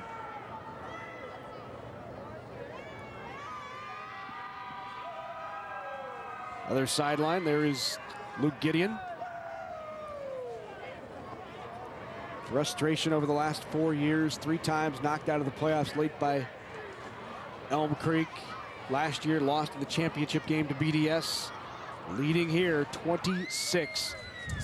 Hey, if you love watching Nebraska high school championships on NET, then I'm right with you. We do too. Well, your generous donations to NET help us produce more than 200 hours of sports programs each year. So please show your support by joining the NET Sports Partners Club. At $10 a month, we'll send you an exclusive NET Sports Partners Club fleece jacket. So to get your NET jacket, call 800-634-6788 or go online, netnebraska.org/donate. So here we go. They got a timeout. Burwell does. Tyler doesn't see something that he likes. He turns over to the coach and says, we need to call a timeout here. I think he was kind of suspect of their whole defense being well outweighed over to the trips and something happening on the backside like they did earlier in the game. Just wanted to make sure everybody was sound. So 26-6, 26 seconds left here in the second. NET Television's Nebraska Stories returns in January with a new season of stories from all across the state of Nebraska. Watch Nebraska Stories. The season premiere, January 12th, 8 p.m. Central on NET. Nebraska's stories are your stories. There's some terrific sports personal profiles on Nebraska Stories. Great time of year here in the Heartland. You know, talking about that timeout, it really shows great senior leadership and experience and trust by the coaches to have a guy like Tyler Gideon call a timeout just to make sure. So here we go, 4th down and 11. 4th and goal from the 11. Back to throw. Ploggy looks into the end zone. Under pressure, rolls to his right. Flips it across and just short of the touchdown. Did not quite make it in on the reception by Gage Herbert. That's a great stop by Burwell. Longhorns coming up tough. One more look at it. Rolls to his right. Trying to lay out there, just did not quite make it in. Boy, what a great job again on the support from the little linebacker spot. Ryan Daw made that play, the 5'11 junior. And Daw, the coaches say, has come out of nowhere this year. Daw, number 16, making that play. Said he's worked as hard as anyone. Gained 25 pounds in the offseason. Didn't play a down of varsity football last year. This year, leads the team in tackles with 96, one ahead of Tyler Gideon. So they'll have to run one play to try to get it out of the end zone. Leaning forward is Owens, and that should do it for our first half of play. And what a half it was for the Longhorns from Burwell. The guys in purple leading here at the half of this Class D1 state championship game, 26-6. They started quick. 26-6, Burwell on top here in Lincoln.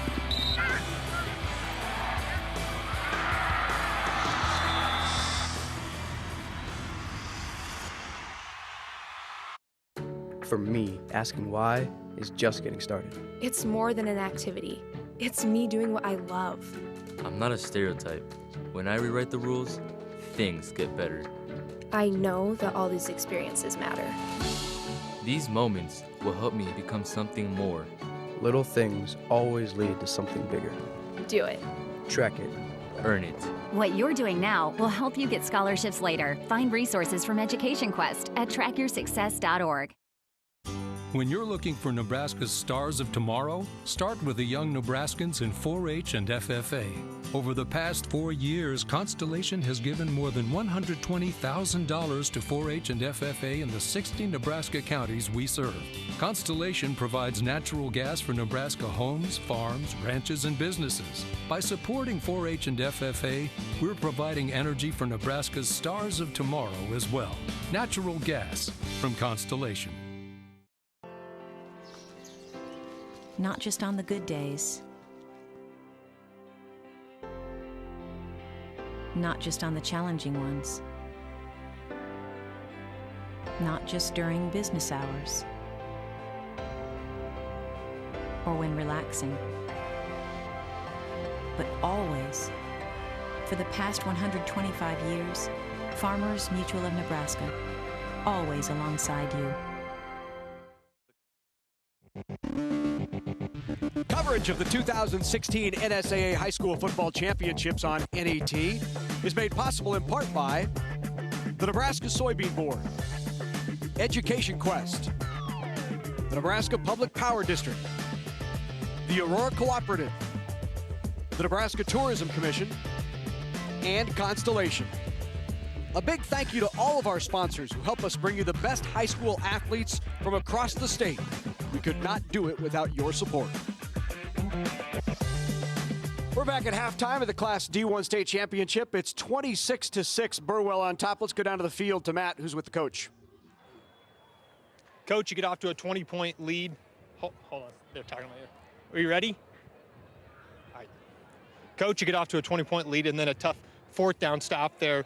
What did you like the most, I guess, about the first half for you guys? Well, we've been able to control the line of scrimmage a little bit. We've got some good yards running the football, and then we made some plays catching the ball, too. We've had a couple nice receptions and got us some yards, and they're starting to move everybody up, trying to stop our running game a little bit. So we made some good plays on offense. And, defensive, we've been getting after the quarterback a little bit. We had a few problems there with some of those screens they've been running there, but that huge stop there at the end was a good momentum for us going at halftime. It's been a tough road to state. You're up by 20. How do you keep your guys from being complacent here in the second half? Well, hopefully this group, this is a seasoned bunch, and they've been down here before, and so I'm hoping they're thinking the same way I'm thinking right now. We go in the locker room and come back out for 2 more quarters and be real serious and be fundamentally strong, and I think that's going to be our goal here, is to come back out in the second half and keep our heads screwed on and make sure we get down and take care of business next 2 quarters. All right, thanks a lot, Coach. All right, thanks very much, Matt. We are at halftime, 26-6. A lead by Burwell. I'm joined now by Ron Higdon, who's the NSAA Assistant Director and in charge of cross-country this year. The cross-country meet has been in Kearney for 40-plus years? I think the number is 44, and we just started our first year of a new five-year contract. So what are they doing right? 40-plus years? Well, it's kind of like a little army that you have to put that championship on, and the Kearney community does a phenomenal job of getting the volunteers and the people to work it, and they really embrace the championships. It's a great venue, and it's a great place to have it, and they do a fantastic job. I would assume that the runners, to go back to that many times, they must like the country club. Yeah, we have a really positive feedback from that. We have over 850 runners that go compete in it. We have 8 races during the day, and then we do championship awards at the University of Nebraska Kearney at their Health and Sports Center. So it gets pretty packed and pretty exciting. Love the venue, love the excitement that it brings. So in addition to the venue and the fact you've been there 44 years and the support, I would imagine and you said it a little bit, when you put on an event like this, you have to have support from the community. And it seems like the times that I've been out there to the cross-country meet, that community really supports that event. Absolutely. The Visitor and Convention Bureau for Kearney, the CVB, they do a fantastic job of gathering all those people together and putting together, like I said, an army of people to put that on. Ticket takers, ticket sellers, the whole match. It's amazing. It's funny, you go out there once a year, but you see the same faces, don't you? Yeah. Thankfully, we see the same faces, and we had great weather. They ordered great weather for us, so we gotta love that. As long as they keep giving you good weather, you keep going back, right? Yeah, absolutely. So upcoming, also the state wrestling championship's not far away. Talk about what's on the horizon with wrestling. Well, with wrestling, we've been over the last few years really building and continue to build our fan base for wrestling. We have close to 60,000 people come through the doors to watch wrestling, and for our population, that's a phenomenal number. We have a great teams that promote their programs throughout the year, and that helps build the casual fan, and then they come out and watch them at the end of the year. We have a great venue to host it at, and it spotlights our athletes, and I think that we do a pretty good job of that. Yeah, I think there are probably no more passionate fans in the state of Nebraska than those who are wrestling parents and wrestling fans.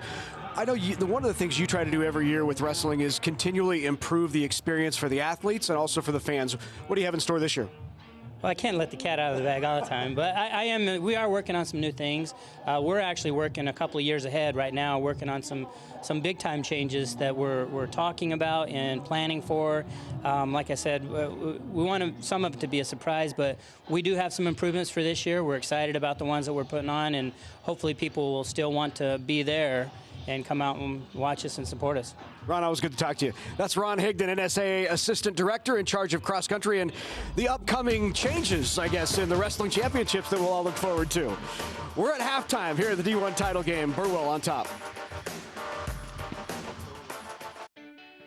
The Nebraska Chiropractic Physicians Association is pleased to sponsor the NSAA Academic All-State Award Program, recognizing students and athletes who shine in the classroom and on the field. This statewide program recognizes academic excellence, leadership, and athletic achievement in over 20 high school sports and activities. We honor these exceptional students and all of the teachers, coaches, and parents who have mentored them. Together, we can continue to make Nebraska a great place to live, learn, and play. When you've been around for more than a century, you understand the power of generations, the value of nurturing and developing those who will carry on the legacy of agriculture and food production. That's why the Aurora Cooperative helps young people gain the experience, expertise, and wisdom to feed the world, be good stewards, become responsible community leaders, and continue setting the example for the generations that follow. The Aurora Cooperative, growing opportunities.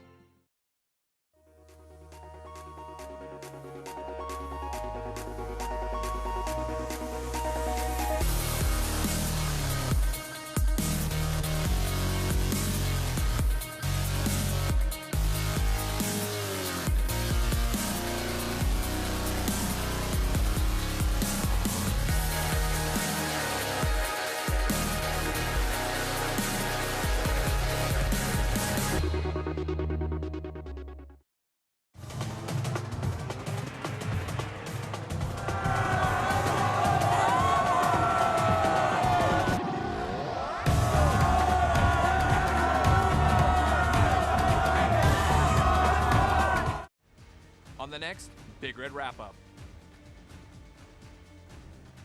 we'll recap the Maryland game. Big Red Wrap-Up, Wednesday at 7 Central on NET World and Thursday at 7 Central on NET. Welcome back to Memorial Stadium in Lincoln, Nebraska. We are at halftime of the Class D1 state championship game between the Burwell Longhorns and the Bluejays of Guardian Angels Central Catholic, 26-6. It's been a fairly dominating performance by the Longhorns. Longhorns on the day have rushed for 120 yards to just 17 for the Bluejays, and Caden Owens has been effective, not only with the feet, but through the air, and he's found Tyler Gideon on a couple of occasions, and then the interception here by Torrey Huffman led to another score. So a nice performance here in this first half. This is a big play for the Bluejays, which led to their only touchdown of this first half. Stretched out and in there for the touchdown. And Gideon with his second touchdown catch. 4 catches, 2 touchdowns for Tyler Gideon, 60 total yards. And here are a look at the numbers. You see time of possession is really about even, and up and down the line, it's really just the rushing yards and the control of the ball by Burwell, which has been effective and led them to that 26-6 lead. You wouldn't think, Brendan, and looking at those stats there, that it would be a 26-6 game. Not at all, but it's definitely been dominated by Burwell, and they came up huge right at the end of the half there to stop any sort of hope that GACC had in the first half of gaining some momentum back. And it's been really one-sided thus far. We'll be back. Third quarter action coming your way from Lincoln's Memorial Stadium.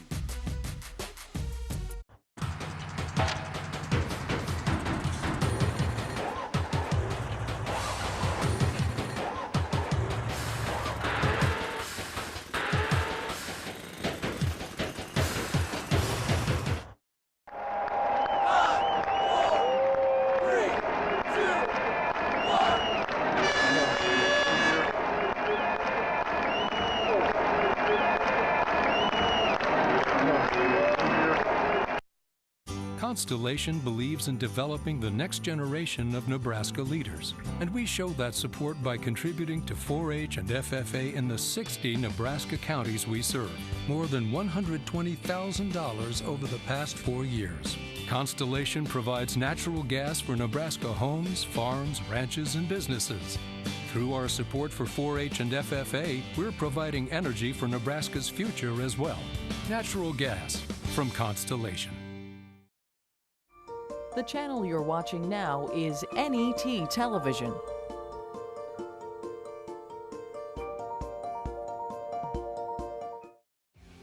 Live streaming for the NSAA High School Football Championships is also available at the NET website and on the free NET Nebraska app. Watch Nebraska volleyball on NET Sports. Michigan versus Nebraska Huskers, Saturday, November 26th at 7 Central on NET.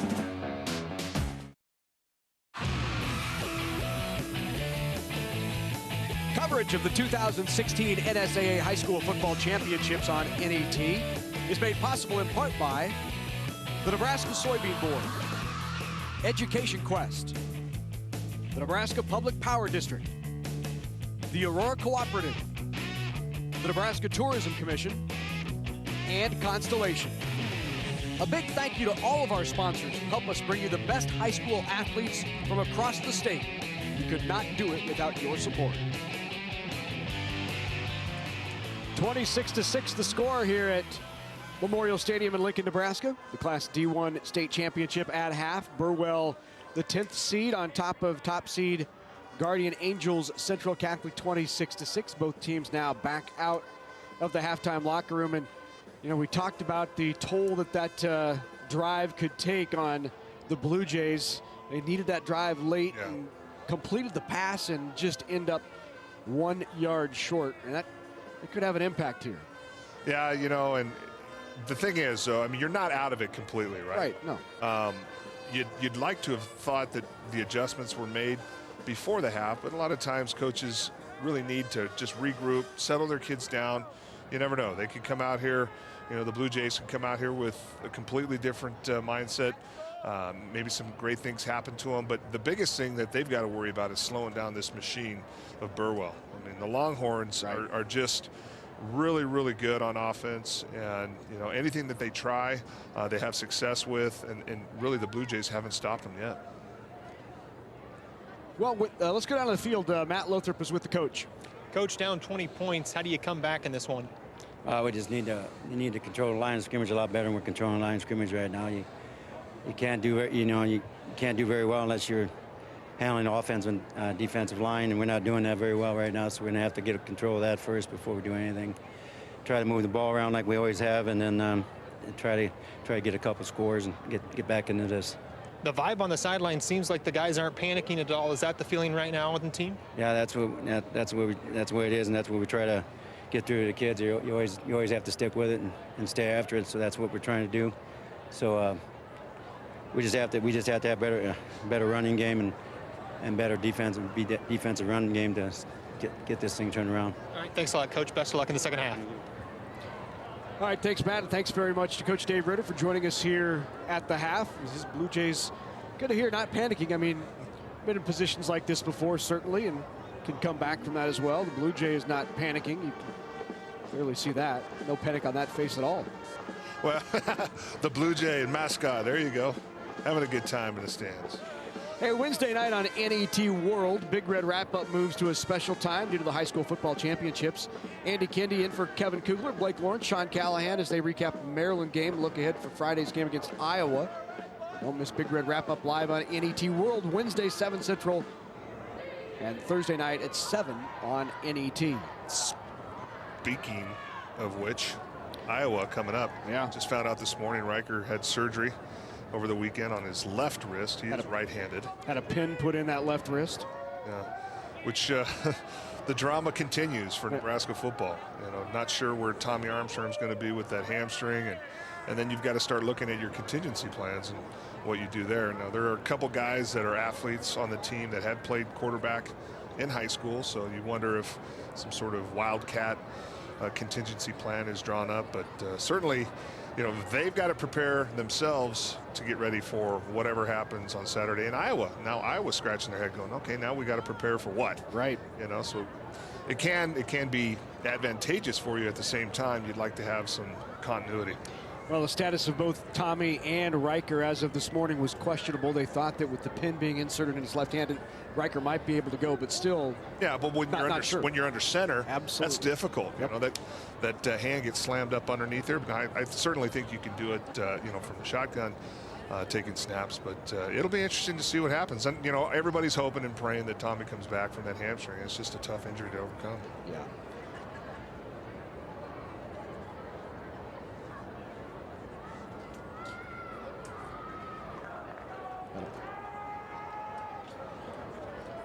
Hey, what happens to the brain during a concussion is a medical mystery. NAT Sports examines head injuries and UNL's advanced brain research in concussions heading for change. Hear from athletes who suffered and see what's being done to prevent them. Concussions heading for change can be seen online at natnebraska.org/concussions and on the NET App Store.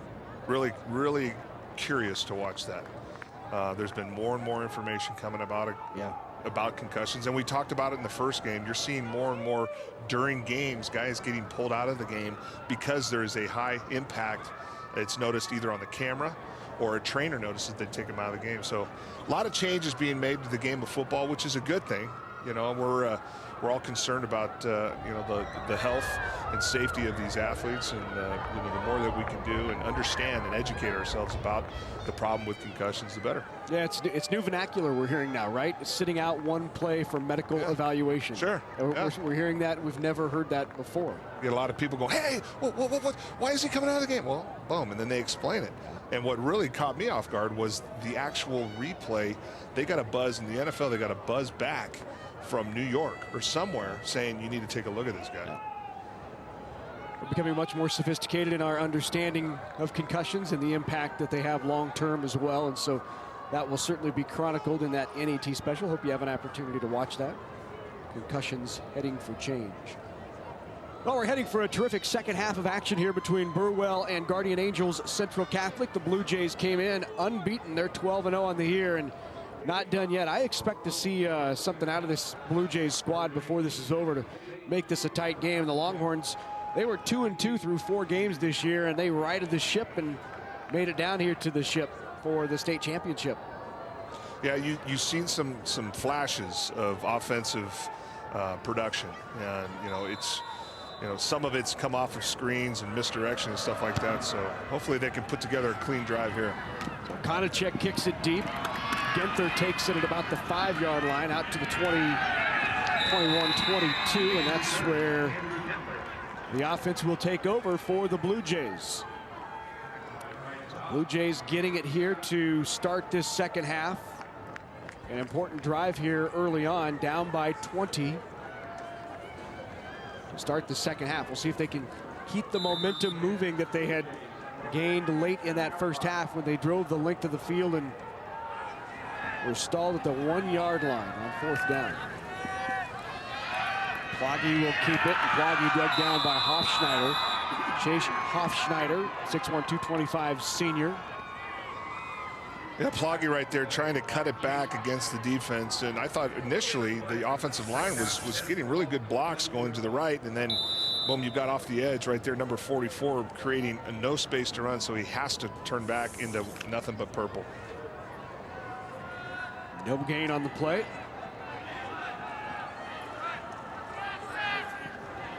Bunched up near the line is Ploggy with the quick toss outside, trying to beat him to the edge. Nothing doing there. 2 guys there.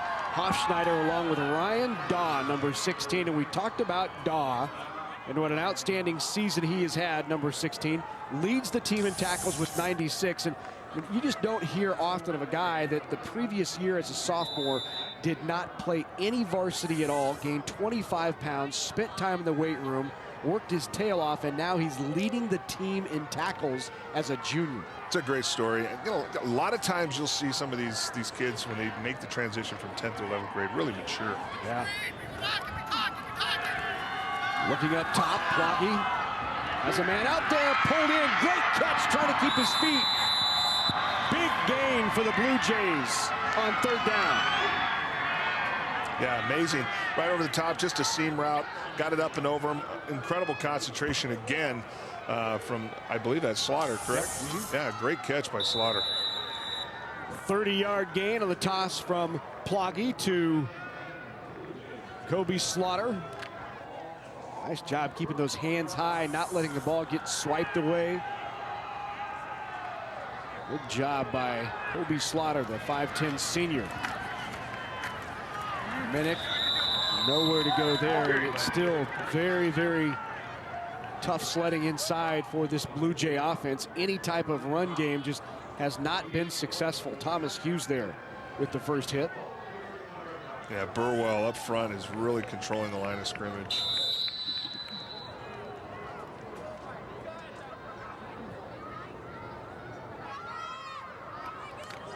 On the day, Guardian Angels Central Catholic with just 14 yards rushing.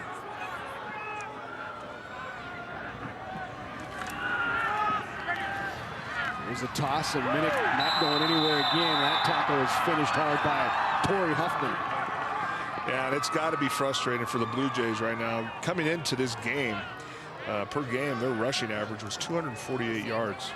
So to be stopped and literally have next to nothing when it comes to rushing the football, it's got to be frustrating.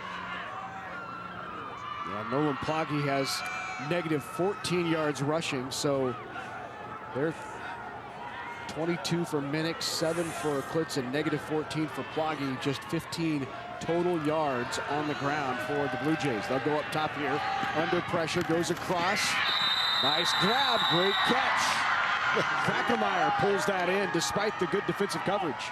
Yeah, again, great wherewithal by Ploggy in the pocket, rolling out, sensing pressure, getting out, and catching Krackemeyer across the middle.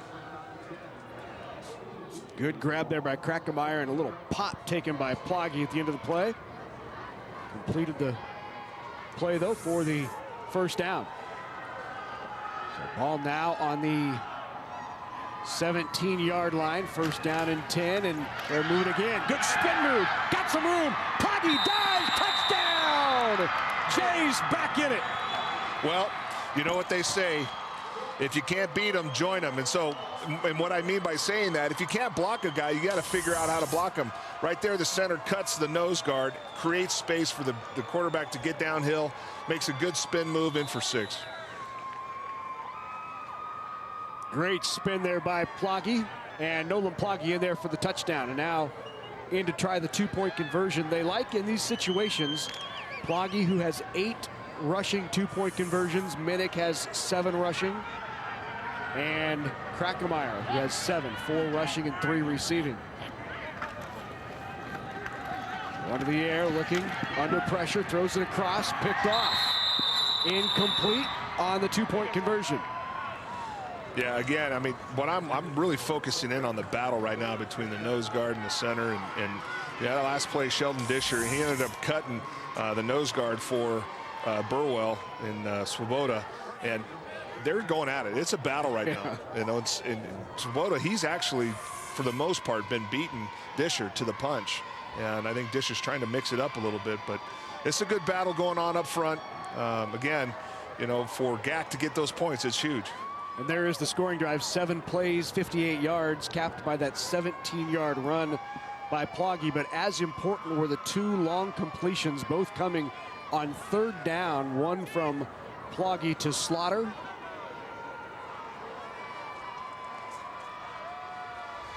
the other from Ploggy to Krackemeyer. 26-12, an important drive there for the Blue Jays.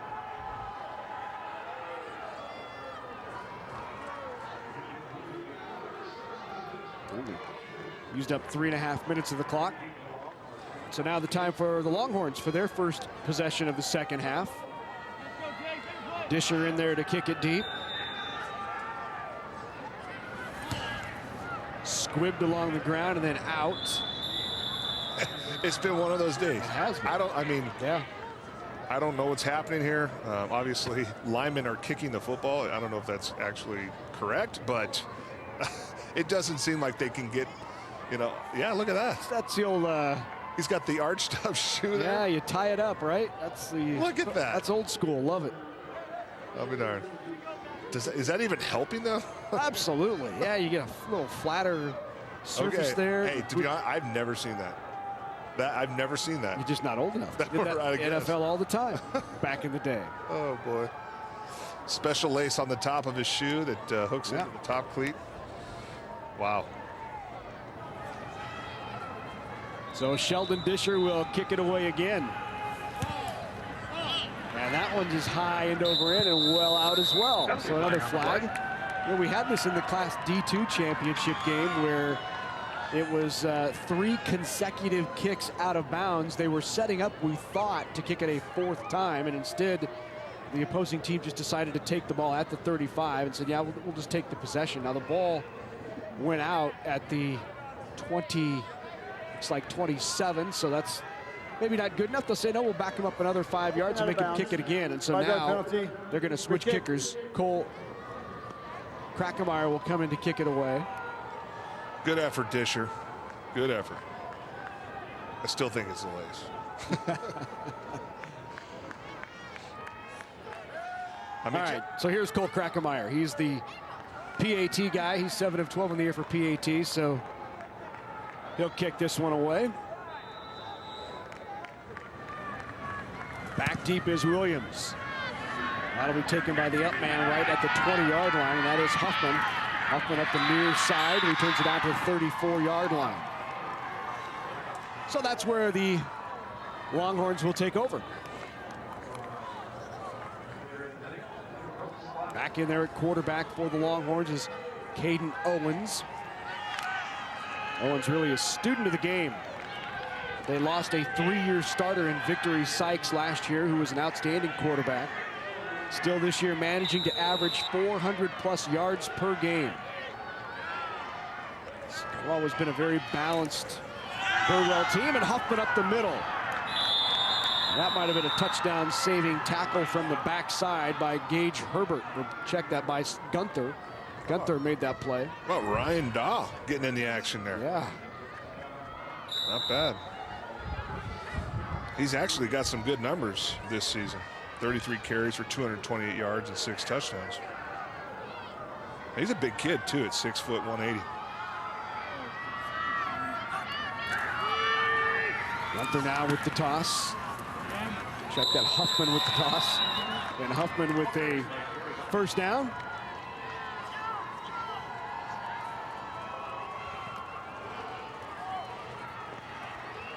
So the Longhorns picking up where they left off, just continuing to ground and pound. 130 yards rushing here on the day for the Longhorns. 132. Total yards really not that different. 200 for the Bluejays, 196. And after that carry, a 4-yard gain. Each team has racked up a total of about 200 yards. The carry there by Ryan Daw. Something the Blue Jays wanted to improve coming into the second half, and Coach Ritter spoke to it, was, you know, being a lot better at the point of attack. And you can see right now, it just seems like Burwell has the upper hand. Whenever the ball snapped, they're quicker off the ball, they get position on guys, they're getting movement, pretty much doing what they want. 2nd down and 6. Huffman tiptoes through that hole. Another gain of about 4 yards will bring up 3rd down and call it 3. 3rd and 3 for the Longhorns. Good tackle there by Ploggy from that inside backer spot. And Burwell make you pay too. You get overplaying that run. Next thing you know, you got play action. The guy's wide open. Watch for that here. Owens keeps it himself. Steps through one tackle. He leans forward for a first down. Nice carry by Caden Owens.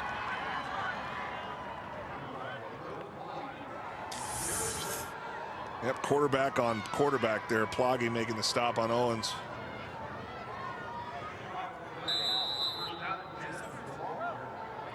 His job to stick a foot in the ground and make the cut, lean forward and get the first down. So Burwell continues to have success here on the ground, moving the ball. And really the biggest thing is eating up that clock. Huffman. Good carry by Huffman. Down inside the 15, down to the 11-yard line for Torrey Huffman.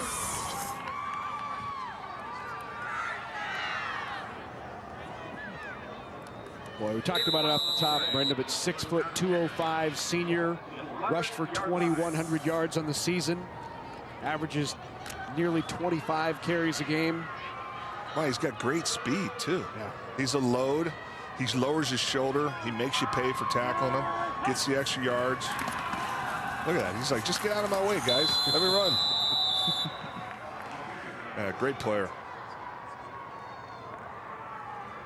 Stopped there by Sheldon Disher in that interior of the defensive line for the Guardian Angels.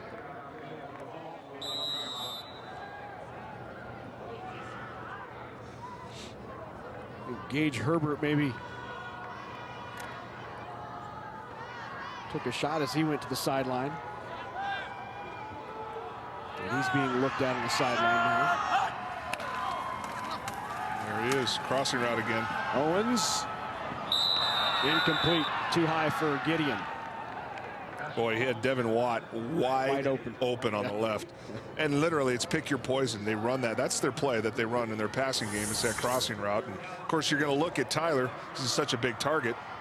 Ball's behind him there, kind of tough to make a play on it. The ball gets out in front of him. It's probably going to be a touchdown.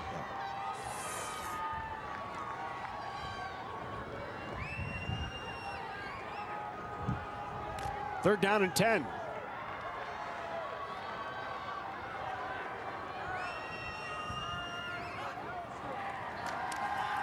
Out of the flat, could be picked. He caught it, pulled it in. Real close. Kempster thought he had that. Let's go down to the field to Matt. Games are played on Mondays and Tuesdays. You get a lot of Nebraska student athletes to kind of peek their heads in and see what it looks like in Class D football or Class C football. Actually, Mike Riley is currently on about the 10-yard line on the on the Guardian Angels Central Catholic side, just taking in the sights and sounds of D1 football. Yep. There's Coach Riley. He's a football fan. Absolutely. Probably taking a look at Tyler. Knocked out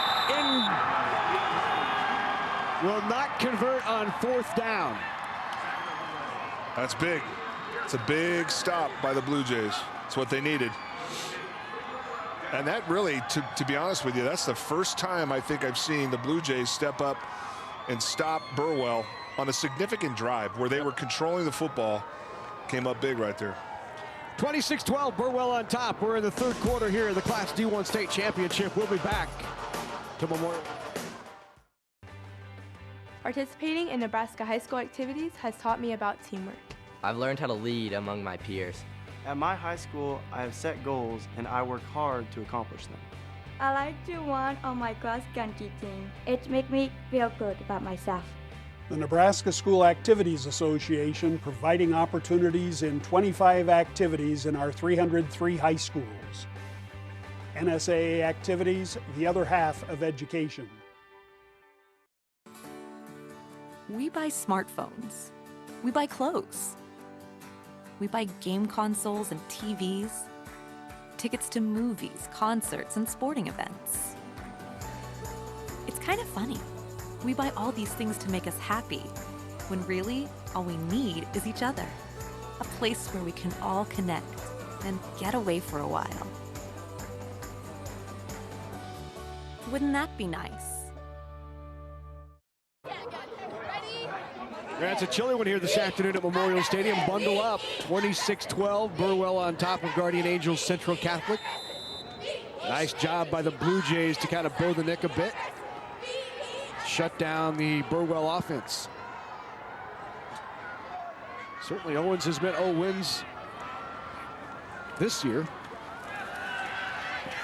Pulled down from behind. Nice job trailing the play and making a play by Ryan Daw. Brings down Ploggy from behind. Gain of 1. Look at Corey Huffman on that tackle. 2nd down and 9 after a gain of 1. Back to the shotgun for Ploggy. Across the middle, got a man.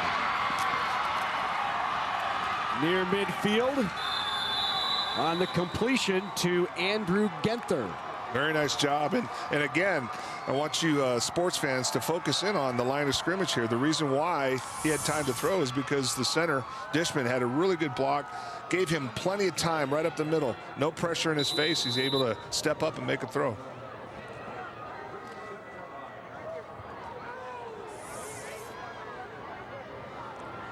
Good carry after the catch by Genther. Leads to a 1st down. Still plenty of time here for the Blue Jays. Up in the air again, tipped around, nearly pulled in as Slaughter tried to keep it alive to bring it in, and incomplete is the result. Almost like a Jordan Westerkamp catch there. It's fine, yeah. 2 hands behind the back. Almost. Yep. Well, that's good defense, too. I mean, he's all over him. He's creating havoc for a guy to kind of lose track of the ball. Not necessarily concentration, but when a guy's on you like that, it's tough to catch. 2nd down and 10 for Ploggy.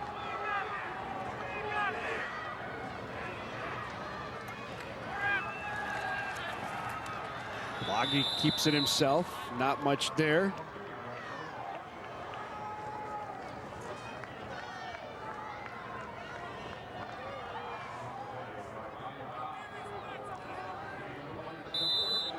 So they call it a gain of 1. Brings up, check that, no gain. 3rd down and 10. Ryan Daw again on the tackle. He's just got a nose for the football. He is around pretty much every play on defense. Trips left here for the Blue Jays. Ploggy in the gun. He'll look to his left, pump fake, looks downfield, fires one down. Got a guy out there. Caught! Brought in by Kreckemeyer down near the 10-yard line, and another 1st down and a big gain of 32 yards on the play. Really good by Kreckemeyer on that. The trips formation, the initial routes were kind of denied, and you could see Ploggy kind of giving him the old shake and bake with the shoulder, staying focused and running through the route. Kreckemeyer making a big play for the Blue Jays. 217 yards through the air for the Blue Jays this afternoon. Ploggy this year has thrown for better than 1,500, 27 touchdowns. And there's his numbers. Give there to Jared Minnick. Nice gain by Minnick. Found a little bit of room. You see what happens. Yep. You start throwing the ball like that, it loosens them up a little bit for the running game. And Minnick is certainly a guy they want to go to. Gain of 4 for Minnick. 2nd down and 6 from the 10-yard line, or from the 9.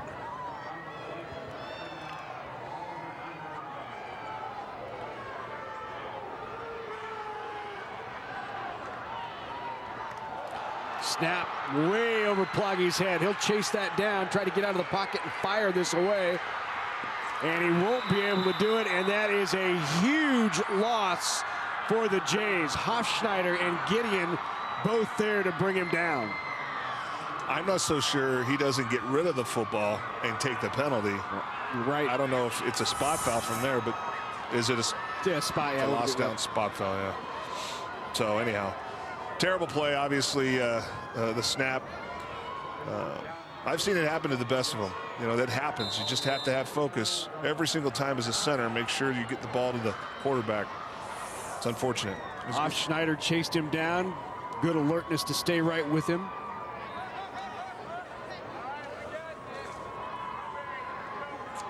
Happened to us in the Super Bowl. Wow. Damani Dawson, Hall of Famer, right over Neal's head. Huh. 3rd down and 38. See if they can get some back here. Looking downfield. Throw across the middle. Got a man there. Tipped around. Picked off. Intercepted. Intercepted by Josh Urbanovsky. Tipped around, and Urbanovsky comes down with it. Third interception on the year. Again, Ploggy, you know, a warrior trying to make a play, taking chances, throwing it into literally triple, double coverage back in there, and the tip ball turns for the Longhorns' way.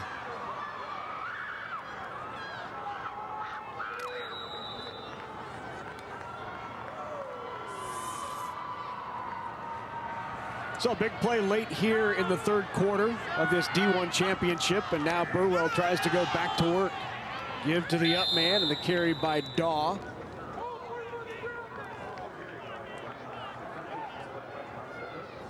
That should be the last play here of quarter number 3 as time ticks away.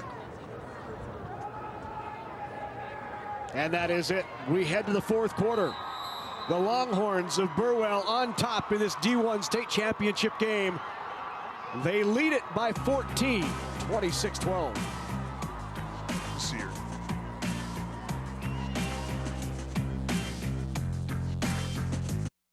Whether it's spring planting, fall harvesting, or just a drive across the state, soy biodiesel helps a diesel-powered engine operate in a demanding job.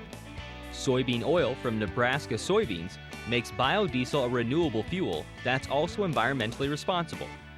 The soybean checkoff plays a major role in supporting the use and availability of biodiesel. The Nebraska Soybean Board, growing opportunity from the ground up. High school's almost over. What's next? I mean, what are my choices? I want to find something I love, so I can make a life for myself. And then I can give back.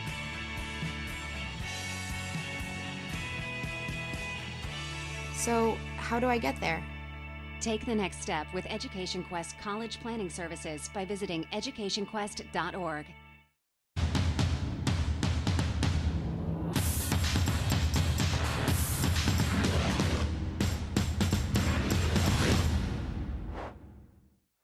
We'll crown a champ here in Class D1. 12 minutes to go in this Class D1 state championship game. Carry there by Caden Owens. Brings up third down and 5. It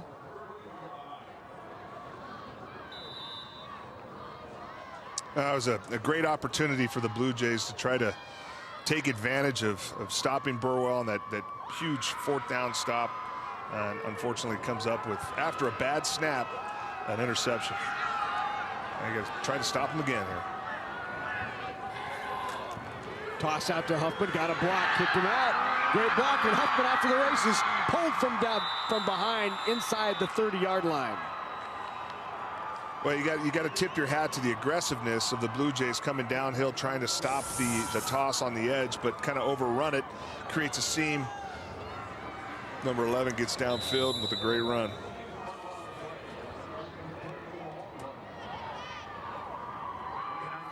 Nice carry there by Huffman. He now has 108 yards. Another 100-yard rushing game for Torrey Huffman on the year. 19, 108, and a touch. Carried by Owens there. Grabbed the jersey and was not going to let him go as Disher pulled him backwards. The element of surprise right there. It was almost like they were running a quarterback sneak. Owens just found a little seam, kept going. Nice gain on first down. 6 brings up second down and call it 5. It's a short 5. Here it is again. Disher just not letting go of the jersey. It's like he was pulls it back. Yeah, it was like he was rounding up some cattle there.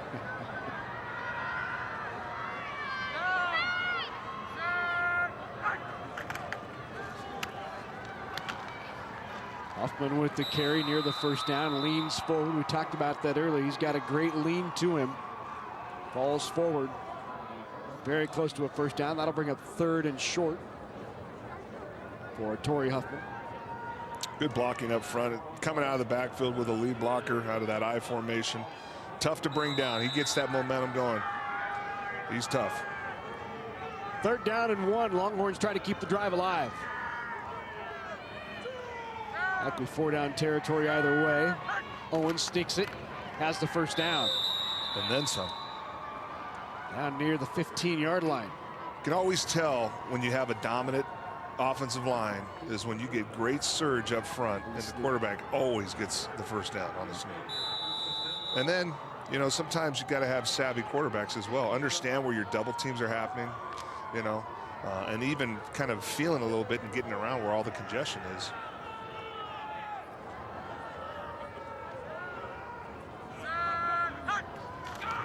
Toss out to Huffman. Got that corner, and Huffman near the end zone. Driven out of bounds inside the 5, down to the 3-yard line on the carry by Torrey Huffman. A great play out of the eye. Again, lead block by Daw. Watch this block on the edge right here. Boom. Creates an edge for Huffman. Another good run.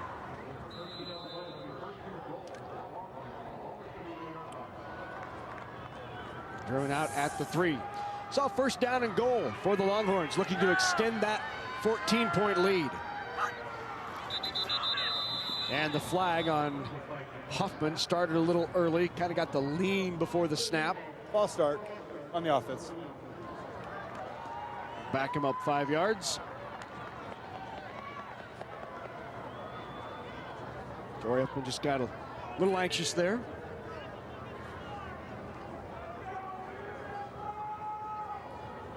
Nice job today by Caden Owens, the 5'8", 165 junior. Not an easy job to replace Victory Sykes, who was your all-state quarterback. He's done a nice job this year, leading his team back here to state. And done a nice job even today. They carry inside the 5 on first down. Boy, they like that quarterback sneak, don't they? Like to go right behind Svoboda and Hofschneider. Right off that left side. Almost every time he's gone left side.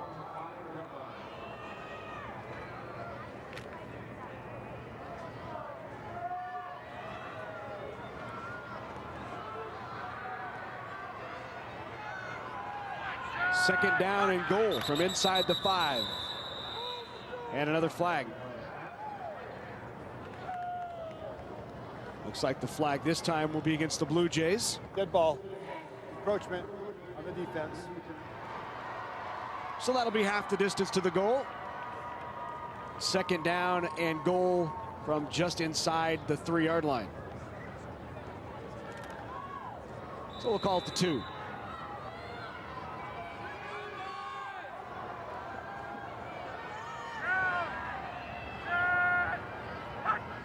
Sneaking in by Owens, just being pushed from behind, and Owens in there for the touchdown. Second touchdown of the day for Caden Owens.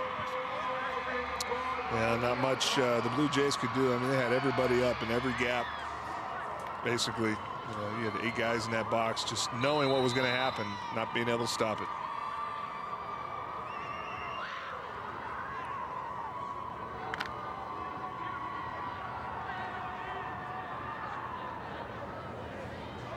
So the 2-point try here for the Longhorns.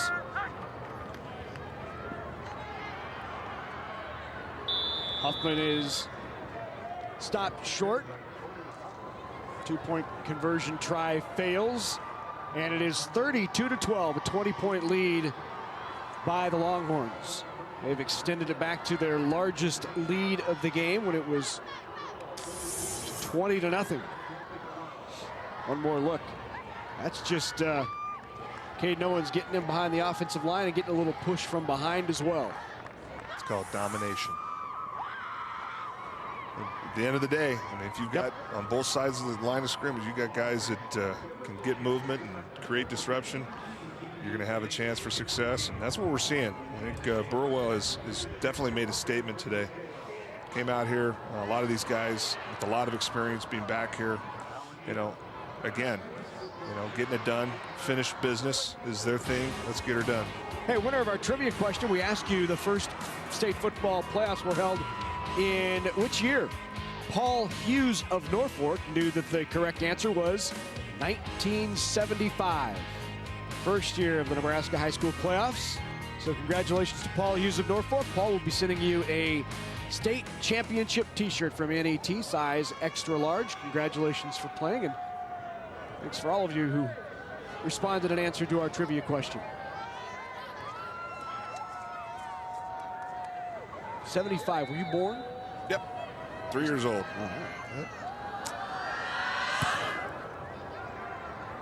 8 minutes to go here in this state championship game, and it's a 20-point advantage by Burwell. Good return. Nice job keeping their lane assignments there by Burwell. Looked like he might have had an opportunity to kick that back outside, but stayed in their lanes and made the play on the tackle by Chase Hofschneider.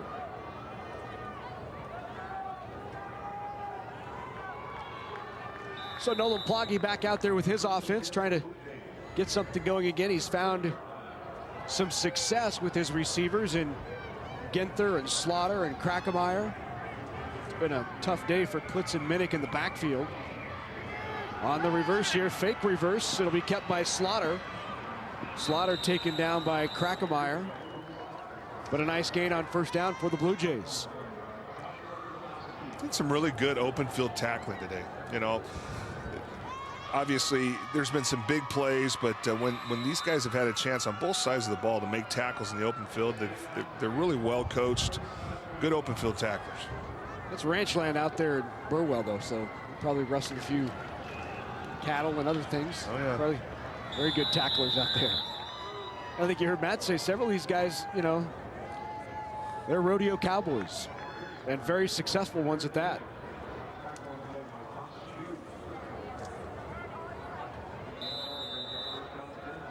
Tough bunch of guys on that side of the ball for the Longhorns.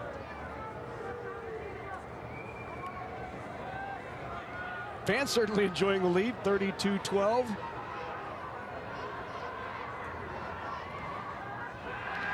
Halfback throw, looking downfield, got a man down there, just overthrows the intended receiver in Andrew Gunther.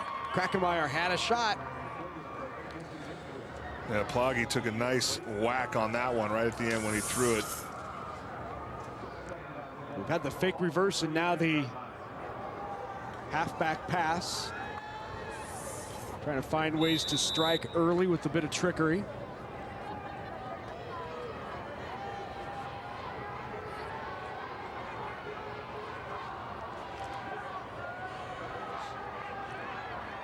Brings up second down and 10.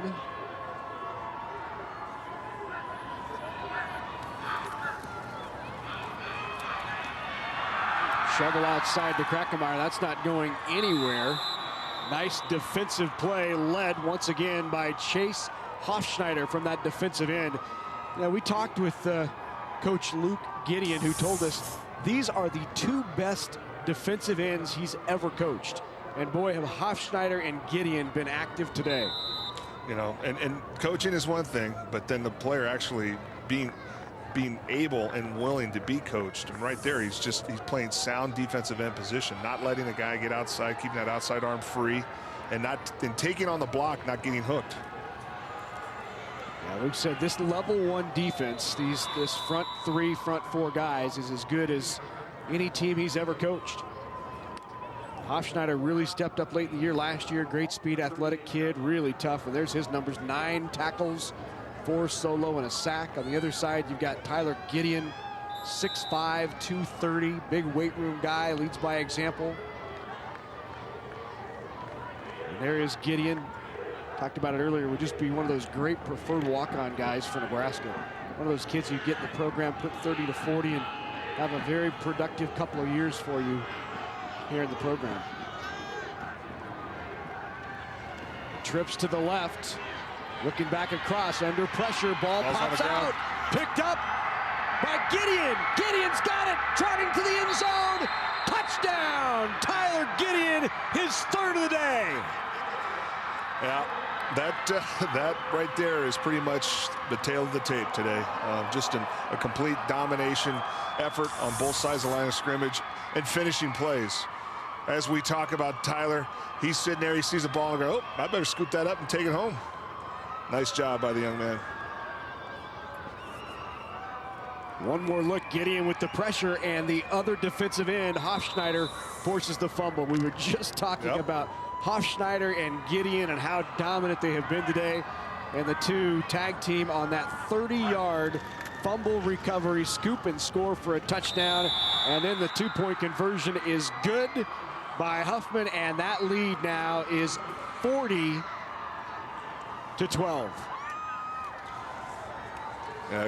Great day, obviously, for the Longhorns. Bluejays struggling. But again, there's no quit in them. You're going to see them come out here and try to, at least make amends and put some points on the board. But we talked about it at halftime. It was inevitable. I thought, Burwell was definitely the team that was dominating on both sides of the line of scrimmage and making plays when they had to, and pretty much doing whatever they wanted to. And creating turnovers is huge. And when you can have a defense that scores for you, it makes life a lot easier on offense. Big smiles there from Luke Gideon. He's happy. In fact, he's probably going to want a DVD of today's game. You can get one, from the NSAA Football State Championships. Just call 800-868-1868 or visit nebraska.org for just $19.95 plus shipping and handling. You can relive all the excitement from this year's state championships for years to come. Get your DVD. Again, 800-868-1868.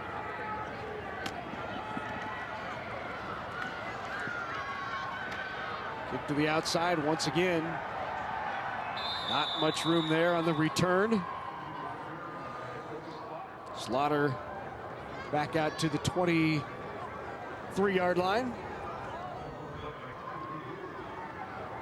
It has been tough up front on both sides of the football for the Bluejays today. Tough to establish any type of ground game. Tough to slow down the run of these Longhorns. And they've really been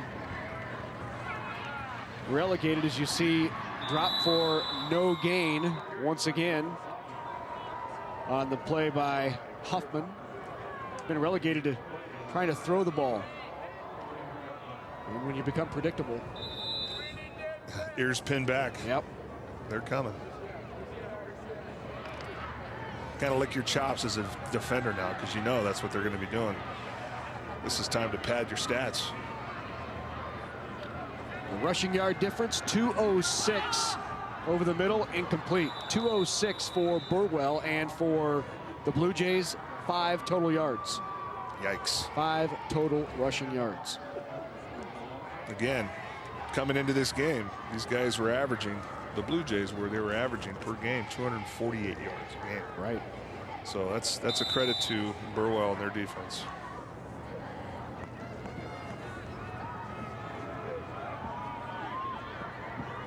Well, Burwell has never won a state championship, and they're about 5 minutes and 30 seconds away from their first.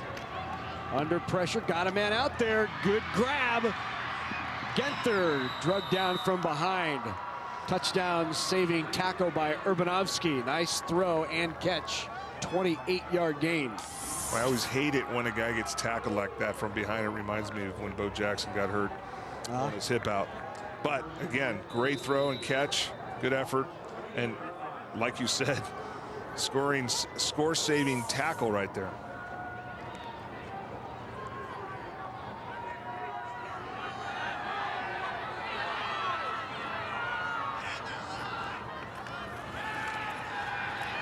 Pump fake, looks downfield. Defensive end meeting at the quarterback. Incomplete. A little bit of contact downfield. If the ball was a little closer, that flag might have come out. Not sure, but again, good coverage by Burwell.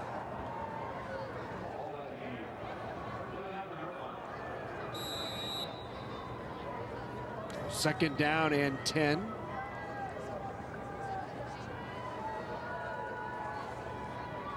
Guardian Angels Central Catholic went through that kind of rebrand 5, 6, 7, 8 years ago, where they changed from West Point Central Catholic to Guardian Angels Central Catholic, really trying to become more of a regional parochial school to Northeast Nebraska.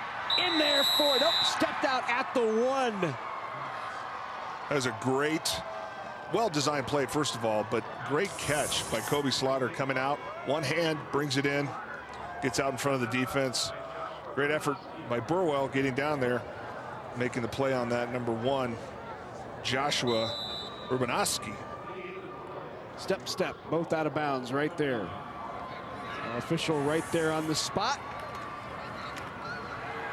Leans forward near the end zone, in there for the touchdown. So the Jays respond quickly on a nice drive to put it in the end zone and cut it to 40-18. Now they'll go for 2. Talked about it. They're not quitting. Yep. You know, by any means. Boy, great second effort as he's hit in the backfield. Well into the backfield, about 3 yards deep by Caden Owens, and he just continues to drive forward. Minnick leans in for the touchdown.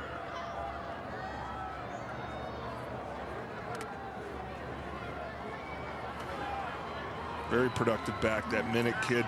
17 touchdowns on the year. Talked about how we wanted to see a little bit more from him. Ploggy's pass is tipped. By guess who? Once again, Tyler Gideon. Nice job.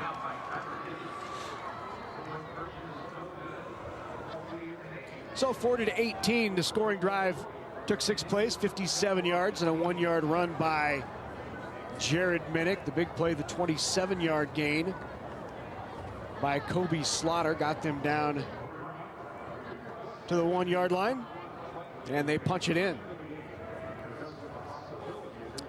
Hey, Wednesday on NET, you can explore the layers beneath Nebraska to find out more about the age of mammals.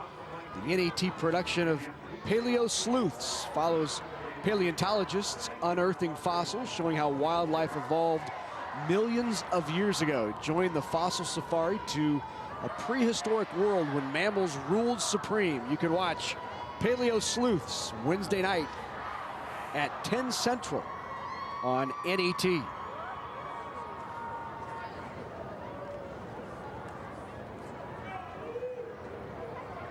Much of a paleontologist? No, not at all. Not at all.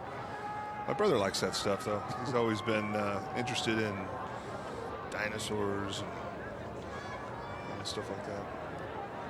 Not me. You? Love it. Really? Love it. Okay. 4:48 to go. Burwell on top, 42-18. And they'll kick it through the end zone for the touchback. And you can see the Longhorns were expecting onside kick there. Blue Jays will be happy to come out and play some tough defense and try to create a turnover or get it back quickly. Longhorns trying to put together a drive. Yeah, I was just going to say Sheldon Disher back in there as kicker. Had some success that time. There you go. The toe tied up. It was all tied up. Yep.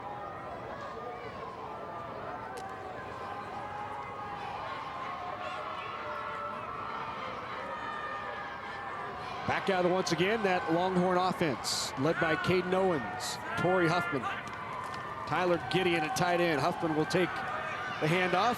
Stiff arms 1, stiff arms 2, still on his feet out to the 30-yard line, and you can see him purposely go to the ground there to try to let the clock run. 2 flags come flying in late. Yeah, they've gone to that play quite a bit. Again, coming out of the backfield, leading the way, blocking is Ryan Daw. Looks like it might be a block in the back penalty going against Burwell.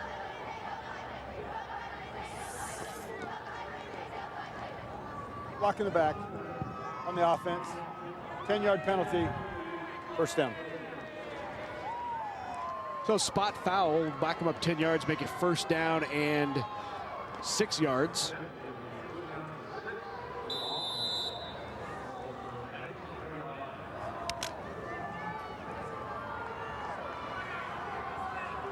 There is head coach Luke Gideon. His nephew, Tyler Gideon, having quite an afternoon here tonight. 3 touchdowns, 2 pass receiving, 1 on a scoop and score. Fumble recovery.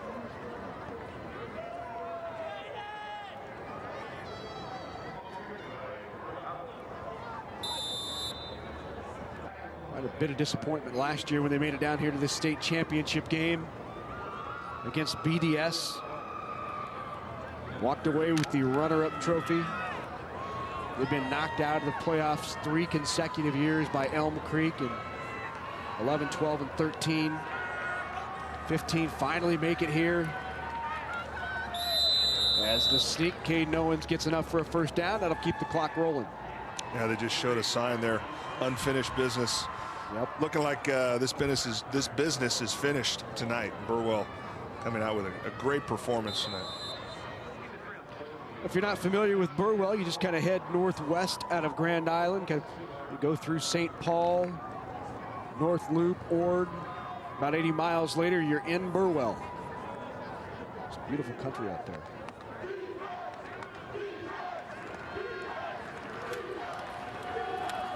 Handoff, the spin by Huffman, spun out of 1 tackle. Nice gain on first down of 6 yards. He's putting together a nice afternoon here. 150 yards rushing now for Torrey Huffman. And I'm sure a lot of the yardage is coming after contact as well. The kid he kind of reminds you of a guy that used to run the rock here at Nebraska, Rex Burkhead. Make plays by himself, falling forward, spinning off of guys, but certainly never going backwards.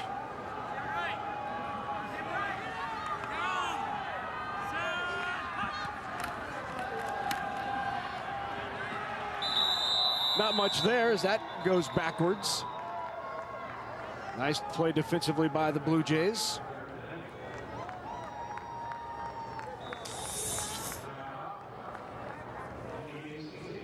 That'll take a few yards away from Huffman's total. He was up at 148. He's averaging 6.4 yards per carry on today. On the season, he averages 7.1, so not far off his average. Timeout called here by Guardian Angels Central Catholic. The Blue Jays taking a timeout to stop the clock. 2:41 to go.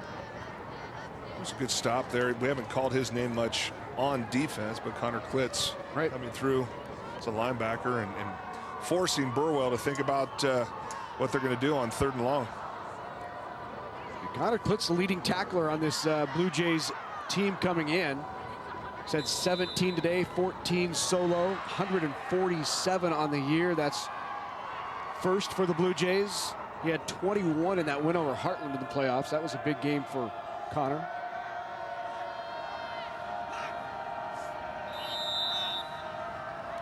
Connor was showing blitz again. And Burwell will take a timeout. So back-to-back timeouts here. Clock still at 2:41.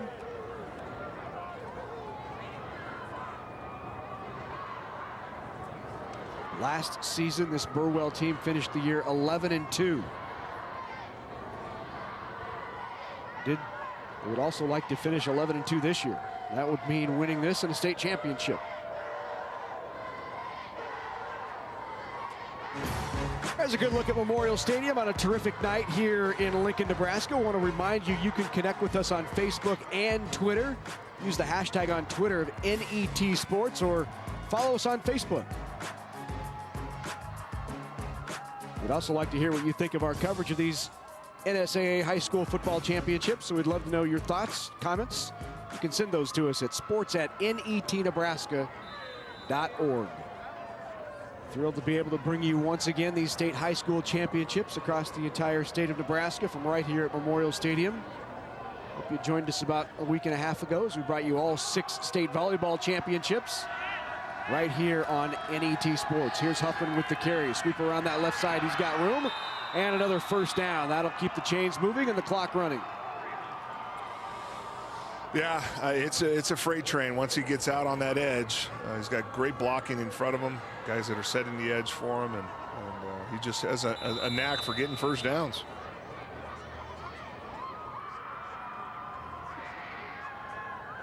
We talked about Guardian Angels Central Catholic and that rebrand away from West Point Central Catholic to Guardian Angels several years ago.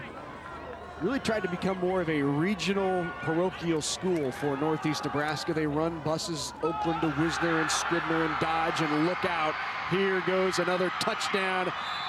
Caden Owens, 41 yards on the touchdown. You know he's been wanting to do that all night. You know, running those quarterback sneaks, finally paying off for him. element of surprise. Caden Owens, great run. Popped out of the pile and gone. Caden Owens with his 3rd touchdown of the game. 3 touchdowns for Owens, 3 touchdowns for Gideon. And the Longhorns are rolling. In there to kick it here is Thomas Chardon. He is the 5'7" sophomore from Paris, France. He's a foreign exchange student, and he can say he's got a point in the state high school football championships in Nebraska. Number 75 right there. Comment allez-vous? Marcellez-vous? Spot on. Parlez-vous français? Chardon, I beg your pardon. He hit the 29-yard field goal in that win that they had 33-30 over Perkins County. The foreign exchange student is from Paris, came here, didn't know much about American football, plays rugby back home. Hadn't really ever seen American football before going to Burwell. And we talked to Tyler. You see Tyler Gideon right there in front of him. Tyler said, yeah, I watch him in practice all the time. Hits 50-yarders in practice. We know he can do it. And he stepped in there and hit the game winner in the playoffs. That's great. What a great story. Quite a story to go back to Paris and tell your friends, huh? Absolutely.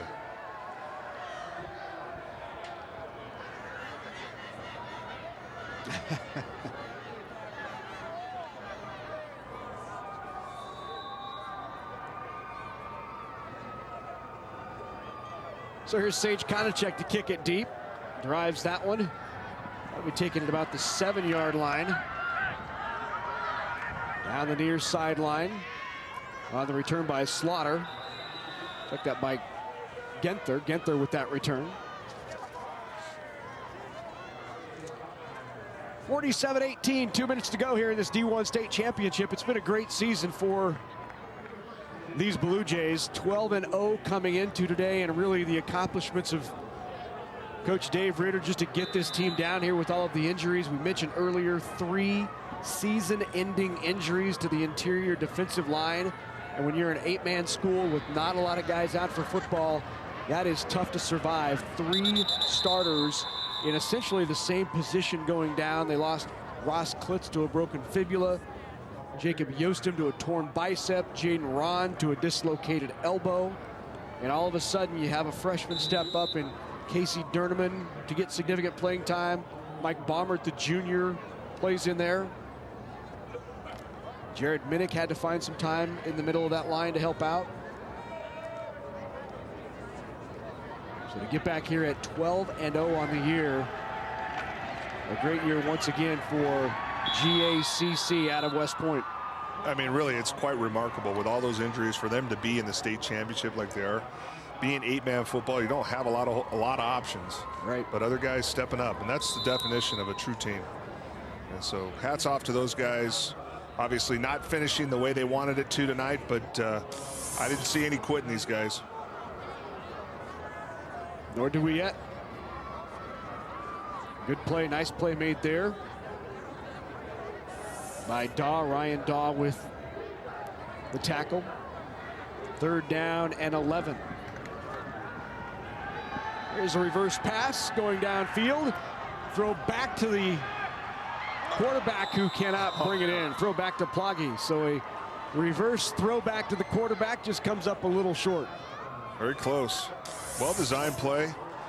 These type of plays you kind of worry about because they take forever, because you're going to have somebody free that's covering in the backfield, and you hope to get somebody wide open. They fall for it, but that ball was right in his hands. Yeah. Devin Watts, nice job right at the last second to tip it away. So 4th down and 11. Final opportunity here for the Jays.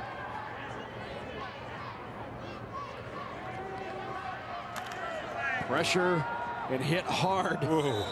Incomplete, but boy, did Gideon lay the wood. And slow to get up is Nolan Ploggy. He laid the oak. That's right.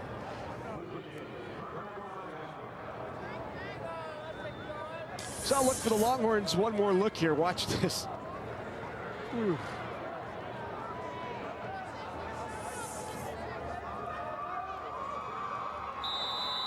Tough kid, Ploggy, fighting through it. So you got your reserves in there to bring in the victory formation, take a snap, take a knee, and win a state championship. And a timeout called by the Blue Jays.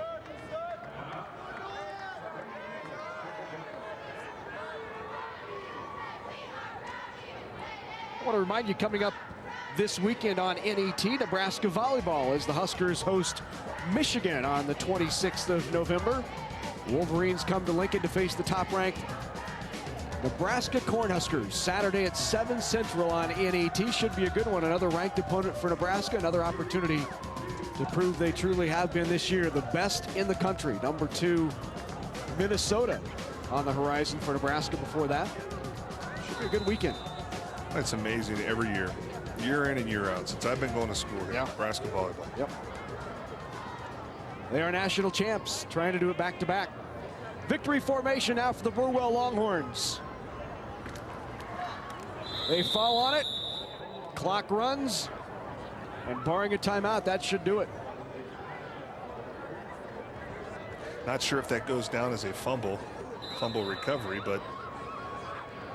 And they're a happy bunch of guys in purple right there. The state champs of Burwell, the Longhorns. And they will let it tick away, and that will do it. And for the first time in school history, the Burwell Longhorns are state football champions.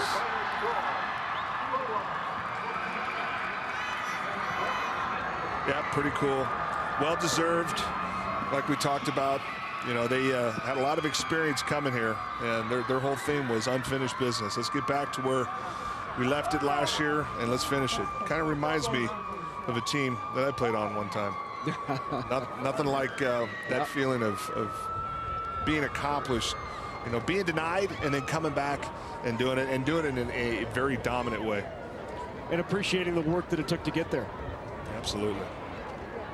A lot of work, a lot of commitment for those Burwell Longhorns and their head coach, Luke Gideon. They are Class D1 state champs in 2016. They'll get the medals and the trophies when we come back.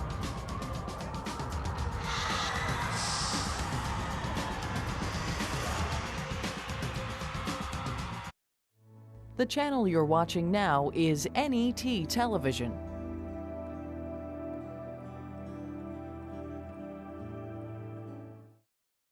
Your favorite PBS shows, ready to watch when you are. Anytime, any place. Find more ways to explore than ever before.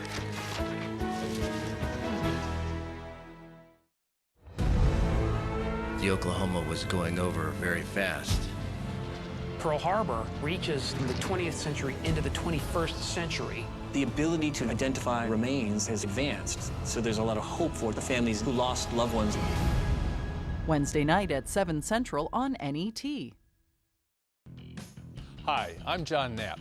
NET is Nebraska's home for sports. From Husker volleyball to high school championships, NET captures extraordinary moments and delivers them to you.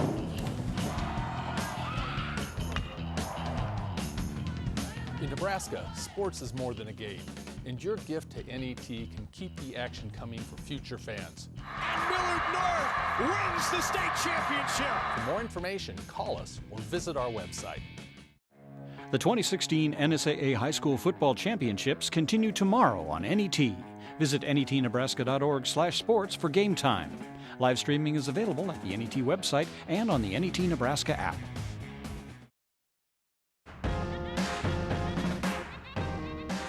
Coverage of the 2016 NSAA High School Football Championships on NET is made possible in part by the Nebraska Soybean Board, Education Quest, the Nebraska Public Power District, the Aurora Cooperative, the Nebraska Tourism Commission, and Constellation. A big thank you to all of our sponsors who help us bring you the best high school athletes from across the state. We could not do it without your support. Welcome back to Memorial Stadium. 47-18 was the final, and Burwell is your state champs in Class D1. I want to remind you, if you like a DVD of today's game from the NSAA football state championships, just give us a call, 800-868-1868, or go online, netnebraska.org, just $19.95, plus shipping and handling. You can relive all of the excitement from this year's championship for years to come. Time now for our medal and trophy presentations, and for that, let's go to Doc Weiniger. The Nebraska School Activities Association is honored to have medals and trophies for both of these outstanding teams. Presentations will be made by NSAA Executive Director Dr. Jim Teneper, NSAA Board of Directors Dan Kieser from Sutherland, Jay Beller from Battle Creek, and U.S. Bank Representative Steve Mayer. Here are the awards for runner-up Guardian Angels Central Catholic High School. Head coach Dave Ritter and his assistants will present the silver medals. Players, please come forward as your name is called. Number 1, Cole Krackemeyer. Number 2, Liam Nadd. Number 3, Noah Haas. Number 5, Jaden Ron. Number 6, Adam Reeson. Number 8, Nolan Ploggy. Number 9, Danny Werdekemper. Number 12, Nate Yosten. Number 14, Connor Klitz. Number 16, Jared Minnick.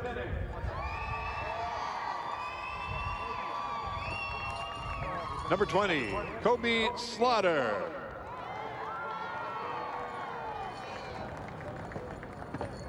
Number 21, Dylan Dusman.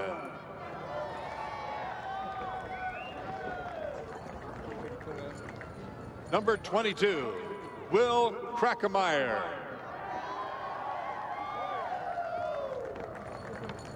Number 24, Derek Pez. Number 31, Tyson Snodgrass.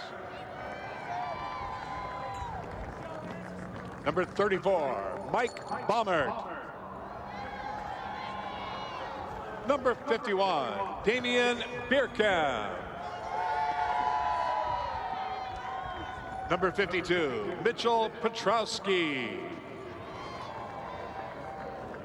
Number 58, Ross Flitz.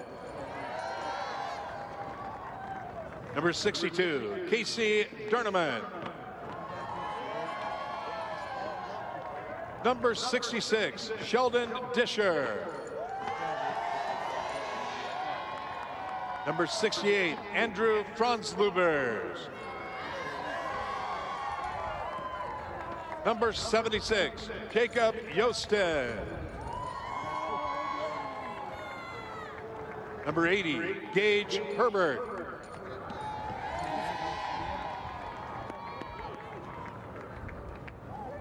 Number 81, Andrew Ginther.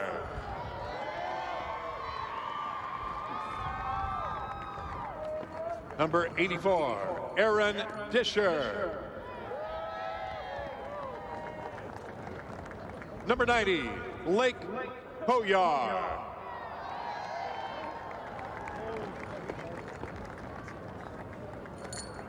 And now for these outstanding athletes in their school, here is the 2016 NSAA Class D1 State Football Runner-Up Trophy.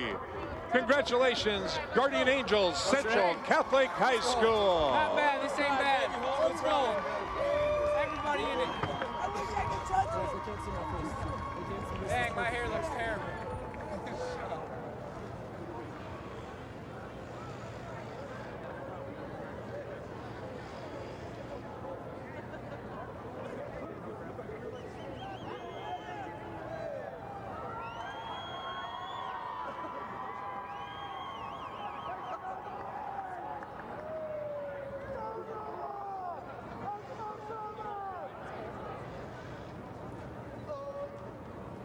And now to the champions from Burwell High School. Head coach Luke Gideon, we have a special award for you.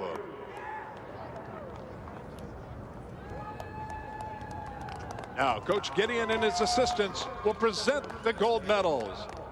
Players, please come forward as your name is called. Number 1, Joshua Urbanovsky. Number 2, Hayden Owen.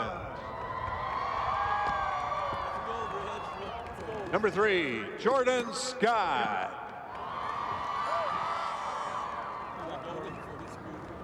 Number 4, Tyler Gideon.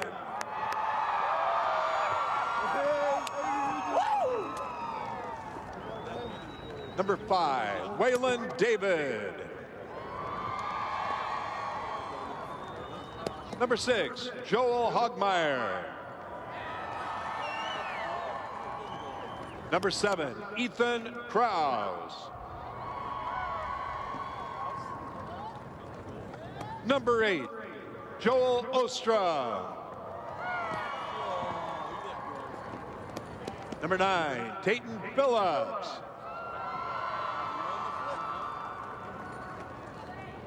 Number 10, Devin Watts.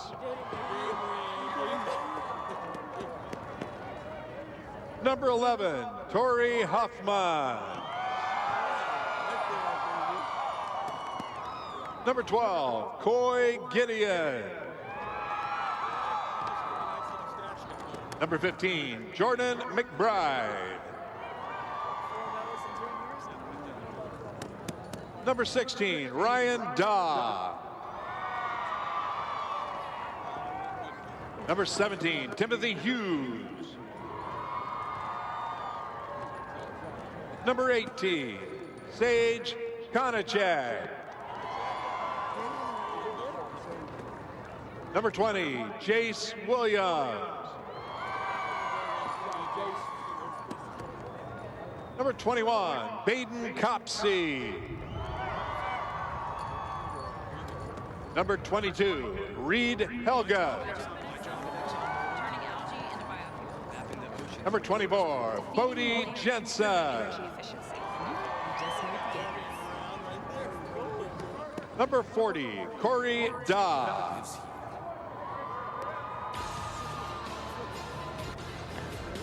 Number 42, Adam Kai. Number 44, Chase Hofschneider.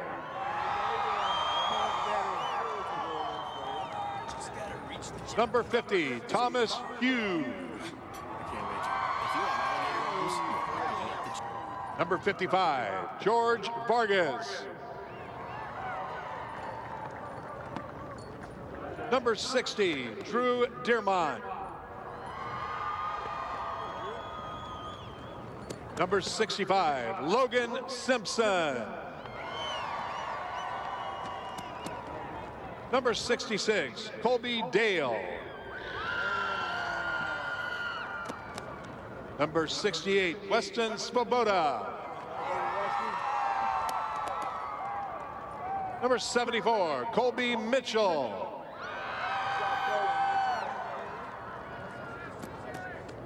Number 75, Thomas Chardon. Number 79, William Hemmer. Number 82, Jacob Bush.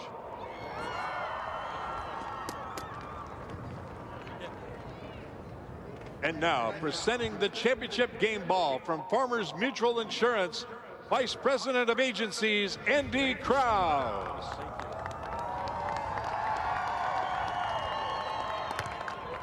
And now, for these outstanding athletes and their school, here is the 2016 NSAA Class D1 State Football Championship Trophy.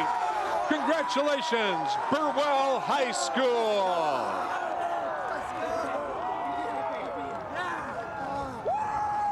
In Class D1, got down here last year, played in the state championship, lost to BDS, made it a theme unfinished business, and they got it done this year. So congratulations once again to the state champs from Burwell in Class D1. What a terrific performance. It really was from the very beginning. Watching them, how dominant they were on offense as well as defense. Going into the half, wasn't sure how the Blue Jays would respond. Again, hats off to them. They never quit. But Burwell is definitely the better team today, the more dominant team. And you have to also talk about some of the injuries that the Blue Jays sustained coming in. But that takes nothing away from, the work that has gone into a season, that I think Burwell was expecting to get back here. Like you said, with unfinished business. Tonight they took care of business. Now they can go back home and hold that trophy up high and have a community that can be very, very proud of a well-coached and very disciplined, hard-working group of guys that are state champs now. It also says something about resilience, too. You start out 2-2 on the year, and you can't give up the dream of the ability to win a state championship. They didn't do it, came together, plugged in some key players, moved forward, and here they are, the state champs. Let's go down to the field with Matt Lothrop. We got a very happy head coach, Luke Gideon. Coach, congratulations on the win. What's it like? How rewarding is it as a coach to see your guys here a year ago on the other side, to see them put in the work and see that work rewarded? It's extremely rewarding, especially for the fact that to know how much work and effort that these guys have put in to their football careers, especially the seniors, Tyler and Tori and Devin and Chase and those guys, and they're such great leaders, and they have just did so much for our team throughout this whole year that's just made a big difference, and it made a difference where we ended up at today because of those guys. You guys had a huge following today. How big is this for the community? Yeah, our community is great. They're so positive. They just follow these guys around. They do a lot for them, and we live in a really great place, a nice community, and I can't ask for better fans and parents and just everything that goes along with a good program, and we have great followers. That was obvious today too. Thanks a lot, Coach. Congratulations from one Gideon to another Tyler. 3 touchdowns on the day. What's it like to have a game like that on such a big stage? It's awesome. I mean, it's unbelievable. What was the best one? Was it the 2 receiving or the scoop and score at the end? Scoop and score, because it was my first and last defensive touchdown I've ever scored, so very special. What's it like to be a state champion? It's awesome. It is breathtaking, unbelievable, but we all had the same goal, come back, and we were going to revenge what happened to us last year. All right, thanks a lot, Tyler. I'm going to bring in Caden Owens here. Caden, you were here last year. You saw how close you guys got. What's it like to be on the other side now? Gold feels a lot better than silver, let me tell you that. We put in a lot of work over the offseason, and it just really paid off tonight. And we've been picked against all year, and we just really relished that as a team, and we just really came together and overcame it. So we're talking to you guys, the skill position guys, but how big were those guys up front for you? They really set the line of scrimmage early. I've said this from the beginning of the year. We got the best O-line in the state and the best running back in the business, and that makes my job a heck of a lot easier. And I just really love those guys so much. They do so much for our team, and they're really the backbone of our team. So thanks a lot, Caden. Congratulations. Hey, thank you. Back to you guys. All right, thanks very much, Matt. A happy group down there. Burwell has won the school's first ever state championship. That's always a special time, and I think, as Matt pointed out, you could see it in the fan support down here. The entire community will really rally around this moment. This is something these guys, they're going to remember this forever. Oh, yeah, no doubt. No, there's nothing like that feeling, and like Kate Owens said, it's gold tastes a lot better than silver. But, like, again, these guys, they showed us tonight, what hard work and determination is all about, and it's really not how you start, it's how you finish, and they finished strong tonight. So that's it for the D1 State Championship. Don't forget, coming up later tonight, the Class A State Championship on the way. That's going to be a dandy. 2 undefeated teams in Class A coming up tonight, 7 o'clock right here on NET. You're not going to want to miss it. But one more time, your champs, the Longhorns from Burwell in Class D1. For our entire NET Sports production crew, for Brandon Stye, I'm Larry Putney. Thanks for joining us. We'll see you later tonight right here on NET.